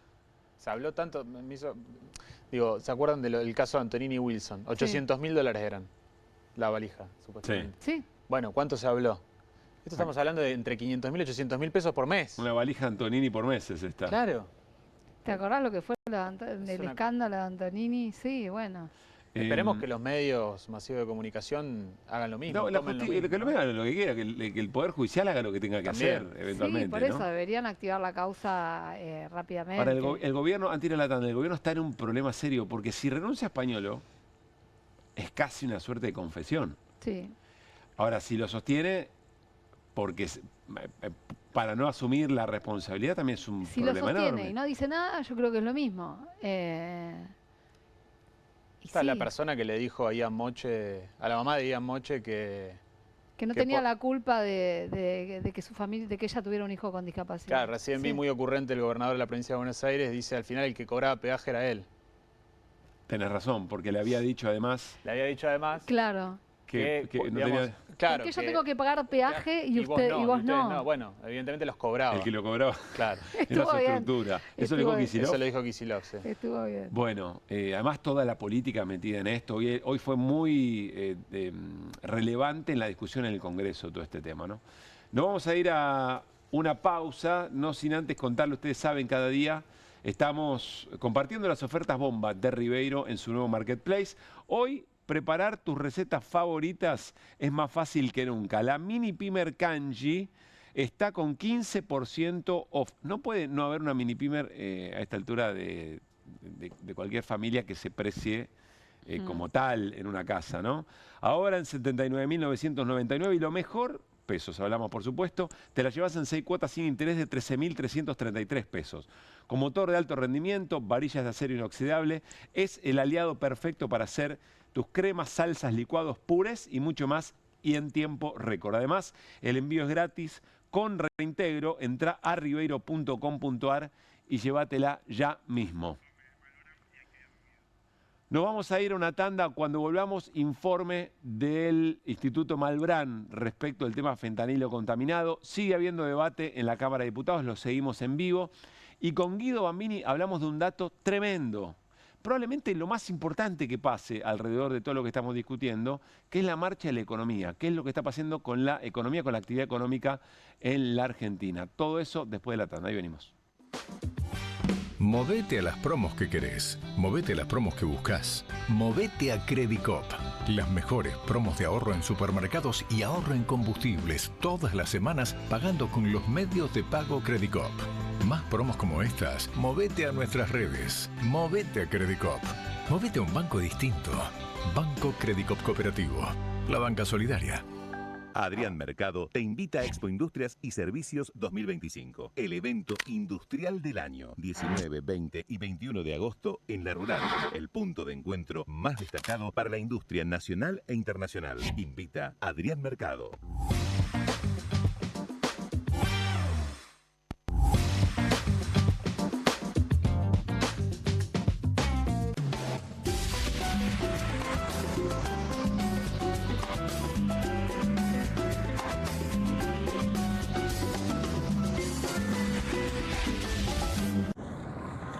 ¿El dolor de garganta arruinó tu día? Confía en Strepsils para darlo vuelta. Su doble efecto actúa de manera local, aliviando el dolor y la inflamación en tan solo 2 minutos. Y con un efecto duradero de hasta por 4 horas. Decile chau al dolor de garganta con Strepsils. En un mundo donde el invierno es sinónimo de frío, existe un fenómeno excepcional, el invierno cordobés. Un clima templado que da la libertad de disfrutar mucho más. Nuevos sabores, nuevas experiencias y muchas opciones para disfrutar de la naturaleza. Cómodo, un invierno con sol y un frío, pero tranqui. Vení a disfrutar el sol del invierno. Córdoba, disfruta más fácil. Bienvenido a todo Latinoamérica. Caras TV llegó a DirecTV, el canal de las celebridades. Entretenimiento exclusivo las 24 horas del día. Más Caras, con la conducción de Héctor Maugeri. Red Carpet, Caras News, Caras Realeza, Caras Fashion, Caras TV. Llegó a DirecTV. Contenidos exclusivos para toda Latinoamérica. Estudia en la Facultad de Comunicación y en la mayor redacción de América. USBA, Universidad del Sur de Buenos Aires. La Universidad del Grupo Perfil. Licenciatura en Comunicación Periodística. Licenciatura en Comunicación Institucional. Títulos con reconocimiento oficial y validez nacional. Inscribite a las reuniones informativas en universidad@perfil.com. Aprende comunicación dentro de un medio de comunicación. USBA, Universidad del Sur de Buenos Aires. Hay una casta superior que es los periodistas que si mienten, calumnian, injurian y dicen cualquier cosa. ¿Tenés ahí los nombres de los periodistas que tengo que meter en cana? No nos tomamos esto a la joda, como esos periodistas mentirosos. Y dentro de la cancha vale todo, que la vayan a buscar, la tienen adentro. Soy una bandera de la batalla cultural, pero los imbéciles con déficit de IQ doméstico, ¡ay, no, miedo! Mientras que las imbéciles de los periodistas... ¿Sabes la cantidad de periodistas que tengo para mandar a la hoguera? Las mentiras de los medios. Y periodistas ensobrados, operadores, basuras. No me vengas con que son inocentes. No digo que sean tan malos como los periodistas. Digamos, raya el mal gusto propio de cerdos. Creo que es una ofensa decirle periodistas. ¿Sí? Milei odia al periodismo. Nosotros amamos al periodismo. Suscríbete a perfil.com.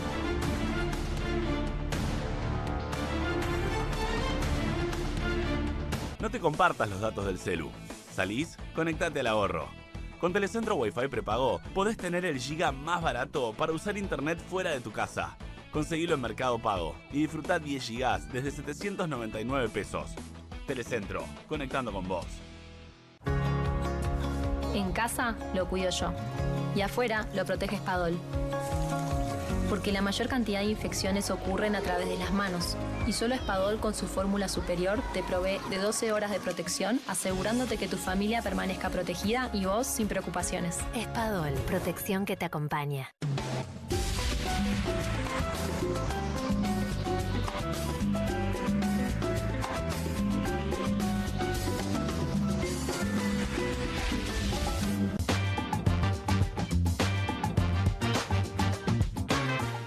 Bueno, muy bien, seguimos en QR con mucha información muy importante, una noche realmente muy intensa en términos informativos.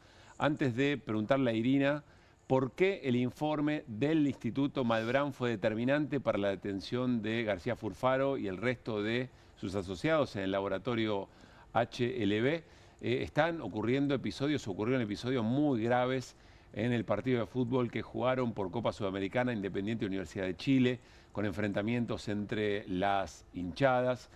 Bueno, situaciones de esas que cuando vuelve a discutirse el tema del público visitante preocupan y mucho. Después, sobre el final del programa, vamos a compartir más información y algunas imágenes. Irina. Hay un informe del Instituto Malbrán que estaba esperando el juez Ernesto Kreplak como para complementar y dar la última puntada a la prueba que estaba recolectando. Bueno, al prestigioso Instituto Malbrán, ¿no? Que lo que termina de confirmar son las graves falencias estructurales que se verificaron en los procesos de producción del medicamento, del fentanilo, y que fueron determinantes esas falencias para que salieran estos lotes con el medicamento contaminado y se terminaran distribuyendo en todo el país. Recordemos que cerca de 40.000 son las que se habrían aplicado. En más de 200 hospitales y sanatorios de todo el país, ¿no? Exactamente. De manera que una de las cuestiones centrales que termina confirmando el informe del Malbrán es, y que también aparece en el informe del cuerpo médico forense, es la relación entre este medicamento contaminado y alguna de las muertes, aunque no sea de manera directa, sí como algo que coadyuva con la causa de los fallecimientos. Hay 3 conclusiones que señala el Instituto Malbrán, pero te digo que de entrada dicen que todo el análisis de los registros de fabricación de los 2 lotes que hicieron evidenció, dice, riesgos significativos que comprometerían la calidad y la seguridad del producto. Riesgos asociados al proceso de producción, dicen por un lado. Parte de esto es un poco técnico. Ellos hablan de las altas tasas de rechazo en la primera instancia de la inspección de las partículas, que indican, dicen, un proceso poco robusto e inconsistente. Ellos señalan que la calidad del llenado y el cierre de las ampollas fue deficiente.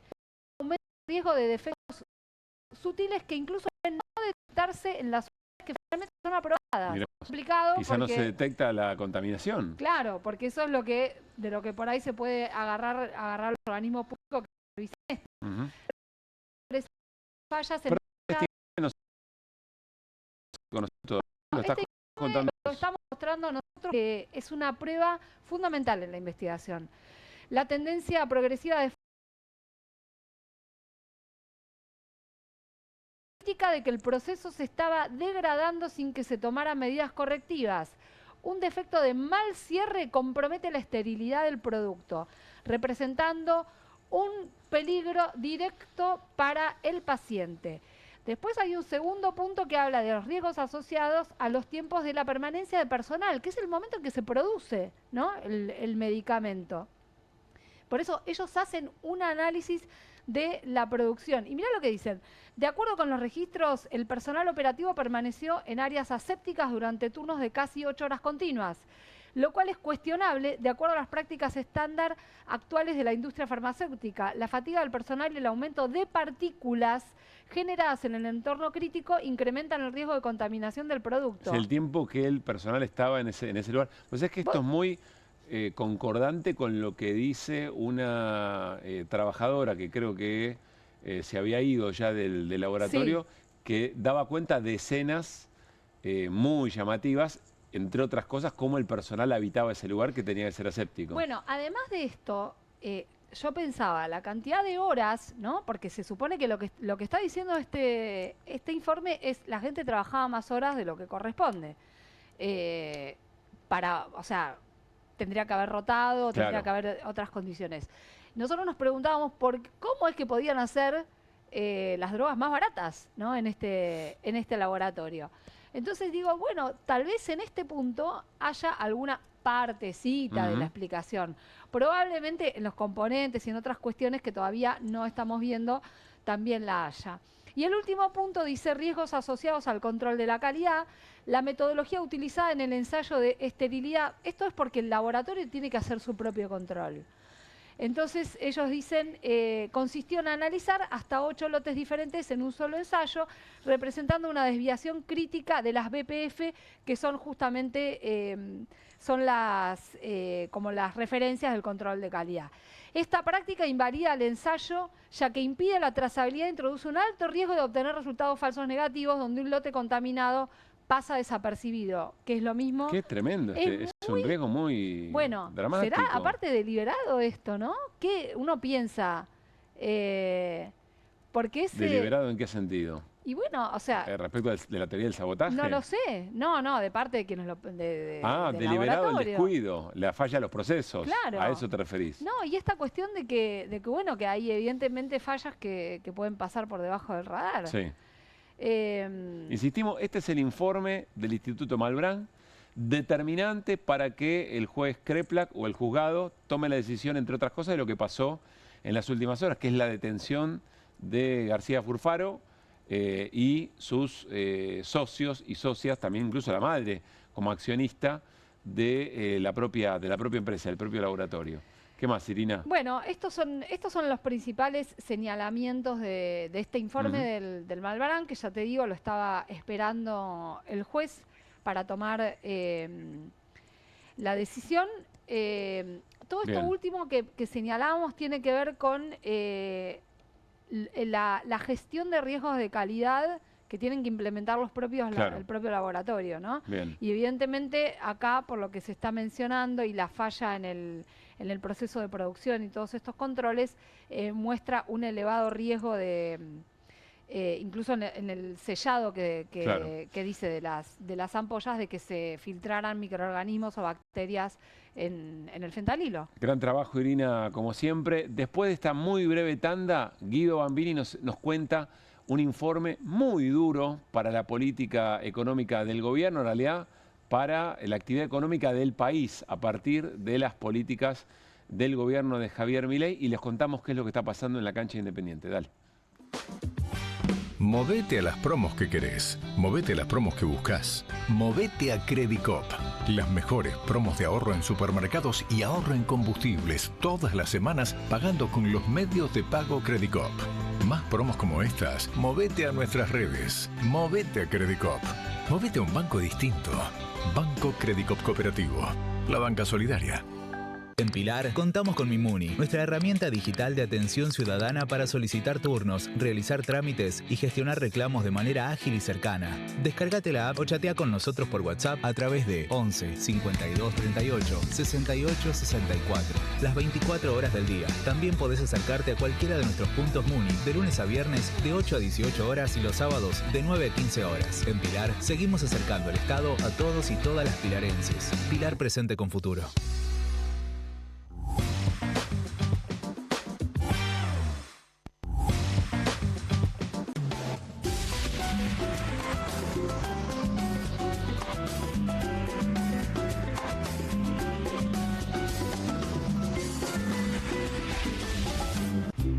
Las casas usan diferentes perfumes. Eligen oler a café en la mañana, a veces a ropa recién lavada y otras a madera.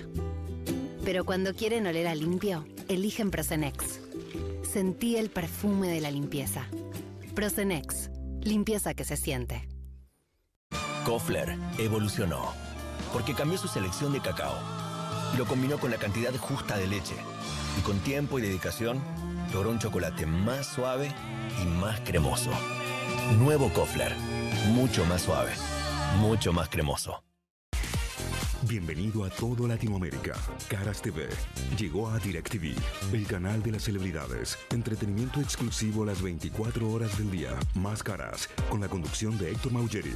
Red Carpet, Caras News, Caras Realeza, Caras Fashion, Caras TV.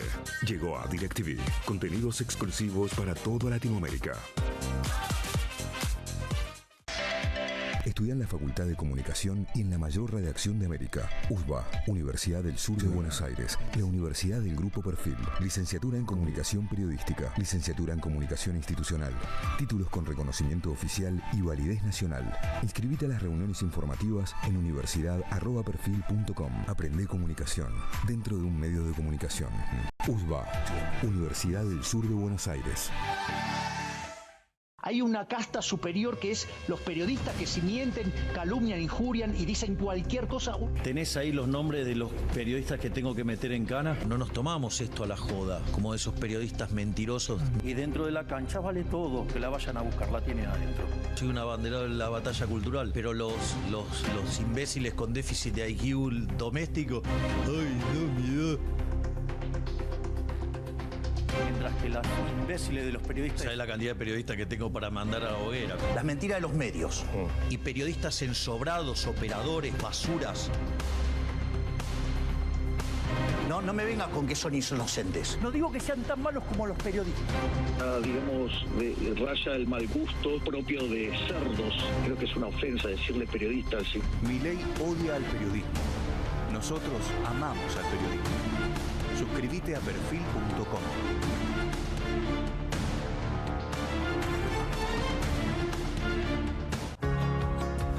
En casa lo cuido yo. Y afuera lo protege Spadol. Porque la mayor cantidad de infecciones ocurren a través de las manos. Y solo Spadol con su fórmula superior te provee de 12 horas de protección, asegurándote que tu familia permanezca protegida y vos sin preocupaciones. Spadol, protección que te acompaña. No te compartas los datos del celu. ¿Salís? Conectate al ahorro. Con Telecentro Wi-Fi prepago podés tener el giga más barato para usar internet fuera de tu casa. Conseguilo en Mercado Pago y disfrutá 10 gigas desde 799 pesos. Telecentro, conectando con vos.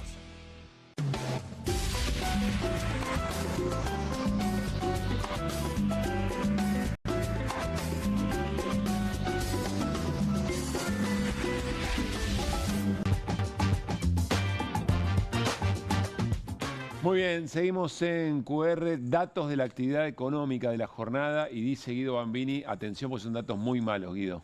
Sí, son datos muy malos. Hoy se conoció el dato del EMAE, el estimador mensual de la actividad económica del mes de junio. Estamos en agosto, pero viene con un lag de 2 meses. Y cayó la actividad económica un 0,8%. Me parece 0,7%, perdón, intermensualmente, que es cómo hay que medirla para ver la evolución mes a mes de cómo va evolucionando efectivamente la actividad económica. O sea, con respecto al mes anterior. Con respecto a mayo. Y se corrigió mayo, que había caído 0,1, cayó 0,2%. Es decir, 2 meses consecutivos de caída de la actividad económica, del próximo más parecido que tenemos del Producto Bruto Interno, del PBI. Pero arranquemos escuchando lo que decía en febrero de este año el ministro de Economía en una entrevista con Majul de las proyecciones tan optimistas que él tenía para la actividad económica de este año. Dale. ¿Están esperando que crezca la economía para el segundo semestre 6, 7, 8%? La media espera también un 5%, el Fondo Monetario también. Yo soy más optimista. Yo creo que vamos a crecer a más del 5%. Sí, veo una fuerte recuperación del crédito, mucho interés en inversión en la economía real. Al bajar la inflación, bajar la tasa de interés, que no haya volatilidad en el tipo de cambio, entonces todas las empresas se están pudiendo focalizar en su negocio de vuelta y además ahora con más estabilidad pueden proyectar a más largo plazo, cosa que antes era imposible. Así que sí, yo creo que vamos a crecer incluso por arriba del 5. ¿Me parece a mí o salió todo exactamente al revés? Audios que envejecen mal, podríamos decir, ¿no? ¿Pero esto de cuándo es? ¿De febrero? Esto de febrero de este año. Estaba recontra confiado el ministro de Economía. La verdad que enumera una serie de cosas que pasó todo lo contrario hasta ahora. Claro. O sea, volatilidad de tasas, tremenda, volatilidad del tipo de cambio, llegó a 1.360, ahora lo están bajando a 1.300. El crédito que se está planchando, producto de las altas tasas. Y una proyección de crecimiento para este 2025, que lo leíamos al principio, que planteaba Luis Campo, y lo tenemos acá, vamos con las primeras placas, que en el mejor de los casos, si se mantiene igual la actividad económica de ahora, desde julio, que es el próximo mes, si no empeora hasta fin de año, vamos a rebotar estadísticamente, porque no es crecimiento, contra 2024, una caída muy importante, un 4%, en el mejor de los escenarios. Yo, digamos, me animo a aseverar que va a ser menos por los datos de alta frecuencia. Les traje datos de julio y de agosto. Quiero que expliques eso bien. O sea, puede dar un crecimiento del 4%, pero hay que compararlo estadísticamente, o sea, de qué venimos. Claro. Dicho así, si vos caíste un 10 el año pasado, no sé cuánto fue, y creciste 4, en realidad seguís atrás. Seguís abajo, claro. Ese es un arrastre estadístico, Bien. como se conoce. Pero insisto, en el mejor de los escenarios en el que nos mantengamos en este nivel, la economía, el estimador mensual de la actividad económica, que no va a pasar eso por los datos que tenemos de alta frecuencia. Vamos a la primer placa, así podemos ver en el gráfico lo que aparece ya es una raíz cuadrada más que una B corta, ¿no? Hubo un rebote de la actividad económica que se estanca a partir de diciembre del 2024 y lo que vemos es, yo acá planteé un estancamiento, pero digo, desde febrero en adelante se acumulan en este 2025 se acumulan 4 meses de caídas mensuales de la actividad económica y solamente 2 de mejora de la actividad económica. Y vos sabés que hace unos días me tomaba un Uber y el chofer me decía, vos sabés que en febrero me alcanzaba la guita. Bueno, el último dato de crecimiento de actividad económica fue en febrero. O sea, ¿viste cuando la realidad te confirma lo que ves en los datos? Algo muy palpable. Bueno, se planchó. Me alcanzaba hasta febrero. Me alcanzaba bien hasta febrero. Ahora laburo más horas. No sé si habrá más choferes y habrá menos gente que está viajando. Yo creo que están pasando ambas cosas. Las dos cosas, claro. Pero le estaba costando llegar a fin de mes. Y bueno, es efectivamente lo que vemos en este amesetamiento. Decía, corrigió para atrás la serie. Y en el segundo trimestre, con respecto al primer trimestre de 2025, hay un crecimiento muy leve de 0,1%. Y todas las proyecciones indican que ya vamos a entrar en un trimestre, el próximo, el tercer trimestre, julio, agosto y septiembre, que todavía no tenemos estadísticas, de caída de la actividad económica. O sea, está la puerta abierta para entrar en una nueva recesión que necesitas acumular 2 trimestres seguidos de caída de la actividad económica para que eso suceda. Vayamos a la siguiente porque también es importante ver qué tracciona la actividad económica, cuáles son los ganadores y cuáles son los porque perdedores. eventualmente el gobierno podrá decir, ahí tenés la B corta que yo te había prometido y mirá cómo está estancada, pero está ahí arriba la actividad. Bueno, ¿qué traccionó esa B corta? Bueno, estos sectores que son muy poco intensivos en generación de puestos de trabajo. Miren acá, 9,2% del empleo registrado privado. Lo representa la intermediación financiera, la explotación de minas y canteras y el agro. Que acá comparamos el primer semestre de este año con el primer semestre de 2023, para no comparar con el 2024, que fue un año pésimo. Entonces comparamos contra el 2023, que también está sesgado por la sequía. Fíjense cómo aumenta el agro. Si no fuera por el agro, este rebote estadístico y esta comparación de importantes incrementos de estos sectores económicos que traccionan la actividad no sería el mismo. Es un dato muy importante. Es un dato muy importante. Y de hecho, de este 9,2%, 5,1% lo explica el agro en puestos de trabajo. Es decir, estamos hablando de menos puestos de trabajo todavía los sectores que traccionan la actividad económica. Y acá tenés la caída, ¿no? Y la caída en construcción, industria manufacturera y comercio, que te explican casi el 50% del trabajo registrado privado, que es 6,2 millones de puestos en Argentina. Bueno, 3 y pico te lo explican estos sectores. Y vamos a la próxima para ver un poco también lo que planteaba el ministro, ¿no? De la estabilidad de las tasas de interés. Me interesa leer esto, ¿no? Esto es lo que pasó en los últimos 2 días para ver la volatilidad. Entre ayer y hoy tocó los extremos de los últimos 5 años la tasa de caución, la tasa de préstamos a un día. Ayer fue del 0,2% tasa nominal anual y hoy llegó a tocar 148% de tasa nominal anual la tasa de préstamos a un día. Esto es una volatilidad, es la más alta en los últimos 5 años. Por eso la serie tan larga que les traigo y que no se ve. Acá pueden ver la suba estrepitosa del día de hoy de la tasa de interés que se llegó a operar a casi el 150%. Lo que quiero mostrar con este gráfico es que no hay incertidumbre, no hay certidumbre y previsibilidad como lo planteaba en el video que veíamos el ministro. Es muy fuerte lo del video. Es muy fuerte y contrastarlo con la realidad, contrastarlo con esta volatilidad de tasas es tremendo. ¿Podemos volver a ver a Caputo en febrero? Porque no lo había visto y me sorprendió. Avísame, Juli, si lo tenemos. El ministro de Economía, Luis Caputo, en febrero, diciéndole a Luis Majul, diciéndole a Luis Majul que todo iba a ir fenómeno. Y resultó, a muy sencilla lectura, resultó todo al revés, mirá. ¿Están esperando que crezca la economía para el segundo semestre 6, 7, 8%? La media espera también un 5%, el Fondo Monetario también. Yo soy más optimista. Yo creo que vamos a crecer a más del 5%. Sí, veo una fuerte recuperación del crédito, mucho interés en inversión en la economía real. Al bajar la inflación, bajar la tasa de interés, que no haya volatilidad en el tipo de cambio, entonces todas las empresas se están pudiendo focalizar en su negocio de vuelta y además ahora con más estabilidad pueden proyectar a más largo plazo, cosa que antes era imposible. Así que sí, yo creo que vamos a crecer incluso por arriba del 5%.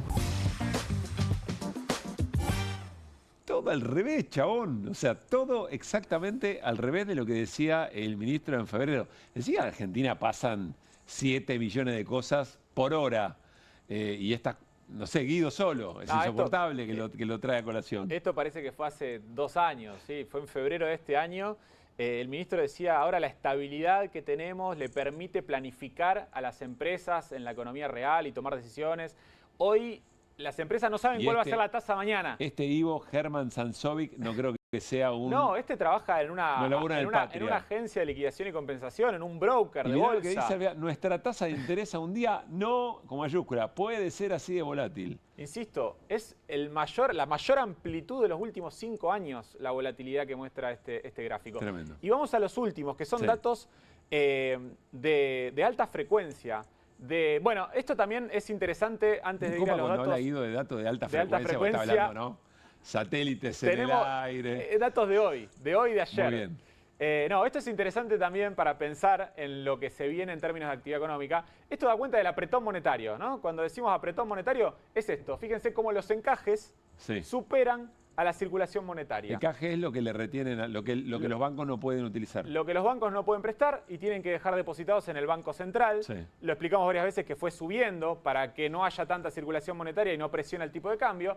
El dato que te traje al principio es de junio, donde había cierto gap, cierta diferencia, ¿no?, entre los encajes y la circulación monetaria. Estamos en agosto y los encajes en términos nominales, 20.000 millones de pesos, superan... o 25.000 millones de pesos casi, superan a la circulación monetaria, ¿no? O sea, es muy difícil proyectar una reactivación económica, una mejora de la actividad económica con este nivel de apretón monetario. Si tenés encanutado a toda la guita. Es muy difícil. Y lo vemos en los datos de julio y en los datos de agosto que te traje. Esto fue la siguiente placa, un informe de ADINRA, de la Asociación de Industriales Metalúrgicos de la República Argentina, de julio, que dice, la actividad metalúrgica no repunta. Importante la actividad metalúrgica, pues derrama mucho, tiene mucha vinculación con otros sectores. Mantuvo su bajo nivel productivo con solo 45,2% de uso de capacidad instalada. Un crecimiento muy marginal que no da cuenta, insisto, de una recuperación del sector y caídas en Córdoba, Mendoza y Buenos Aires, que son sectores industriales muy importantes de nuestro país. Y te traje, por último, datos de agosto, de algo que se anunció hoy, un nuevo indicador que lanzó el Banco Provincia en conjunto con la Facultad de Ciencias Exactas, el CONICET y el Consejo Federal de Inversiones, que es un software que utiliza inteligencia artificial para recabar una serie de datos que tiene todos los días el banco de transacciones bancarias y estimar en tiempo real la actividad económica. Y fíjate lo que da para agosto. Tenemos el promedio de las últimas 4 semanas, las 2 primeras semanas de agosto y las 2 últimas semanas de julio, con respecto a las 4 semanas anteriores, y da una caída del 0,4%. Es decir, seguiría la caída de la actividad económica en julio y en agosto. En julio, estancamiento, en agosto, caída. Le da al banco, a este nuevo indicador del Banco Provincia, que sumado a esta volatilidad de los últimos días del tipo de cambio y fundamentalmente al apretón monetario que está llevando adelante el gobierno para contener el tipo de cambio, que no se traslada a precios y llegar lo mejor posible a septiembre y octubre, bueno, dan cuenta de que es muy difícil que tengamos un segundo semestre, te diría, de estancamiento. O sea, me animo a asegurar que vamos a entrar en caída de la actividad económica en los próximos 2 trimestres. Clarísimo, Guido, lo entendimos muy bien. Historias de la jornada de hoy, un programa de 2 horas de QR, con mucho vértigo, con mucha información de último momento, con cosas que pasan muy escandalosas, muy estruendosas. Probablemente esto que cuenta Guido es lo más importante. Es decir, cómo está la actividad económica en la Argentina, la que genera empleo, la que genera mejora en la calidad de vida de la gente y sus recursos. Nos vamos a retirar contándoles un poco los muy graves incidentes que se dieron hace algunos minutos en el estadio de Independiente, octavos de final de la Copa Sudamericana, Independiente frente a Universidad de Chile. Lo que estamos viendo es uno de los episodios. A la izquierda van a ver cómo desde la Popular, donde estaban 3.000 hinchas de Universidad de Chile, tira una bomba de estruendo hacia las plateas de Independiente, las gargantas, ¿no? En la estructura que tiene el estadio remodelado de Independiente. Pero esto fue solo en comienzo. Se suspende el partido en un momento. Por altoparlantes, la voz del estadio decía que se tenían que retirar todos los hinchas de la Universidad de Chile, si no iba a ser suspendido efectivamente el equipo chileno. Algunos se pudieron retirar, pero la barra brava de Independiente fue a la Popular y, bueno, lo que están viendo, agresiones tremendas a hinchas que habían quedado allí tratando de refugiarse en la Popular. Los desnudaron, les robaron. Hay muy graves heridos. Hay una persona que efectivamente se tira desde la Popular para tratar de escaparse de la barra Independiente, que estaba claro que los venían a perseguir, y en un número muy inferior esos hinchas que habían quedado ahí tratando de refugiarse. Bueno, muy preocupante todo lo que ocurrió. Por supuesto, el partido suspendido. Hace un rato nada más en la cancha de Independiente, en el partido que estaban jugando 1-1, era el resultado, Independiente y Universidad de Chile. Nos vamos, nos reencontramos mañana para seguir haciendo QR en vivo por Bravo TV. Abrazo grande, Iri, hasta mañana. Buenas noches, Chau, que descansen. Guido. Gran trabajo, compañeros, compañeras. Igualmente. Gran trabajo. Nos reencontramos mañana, pasen bien.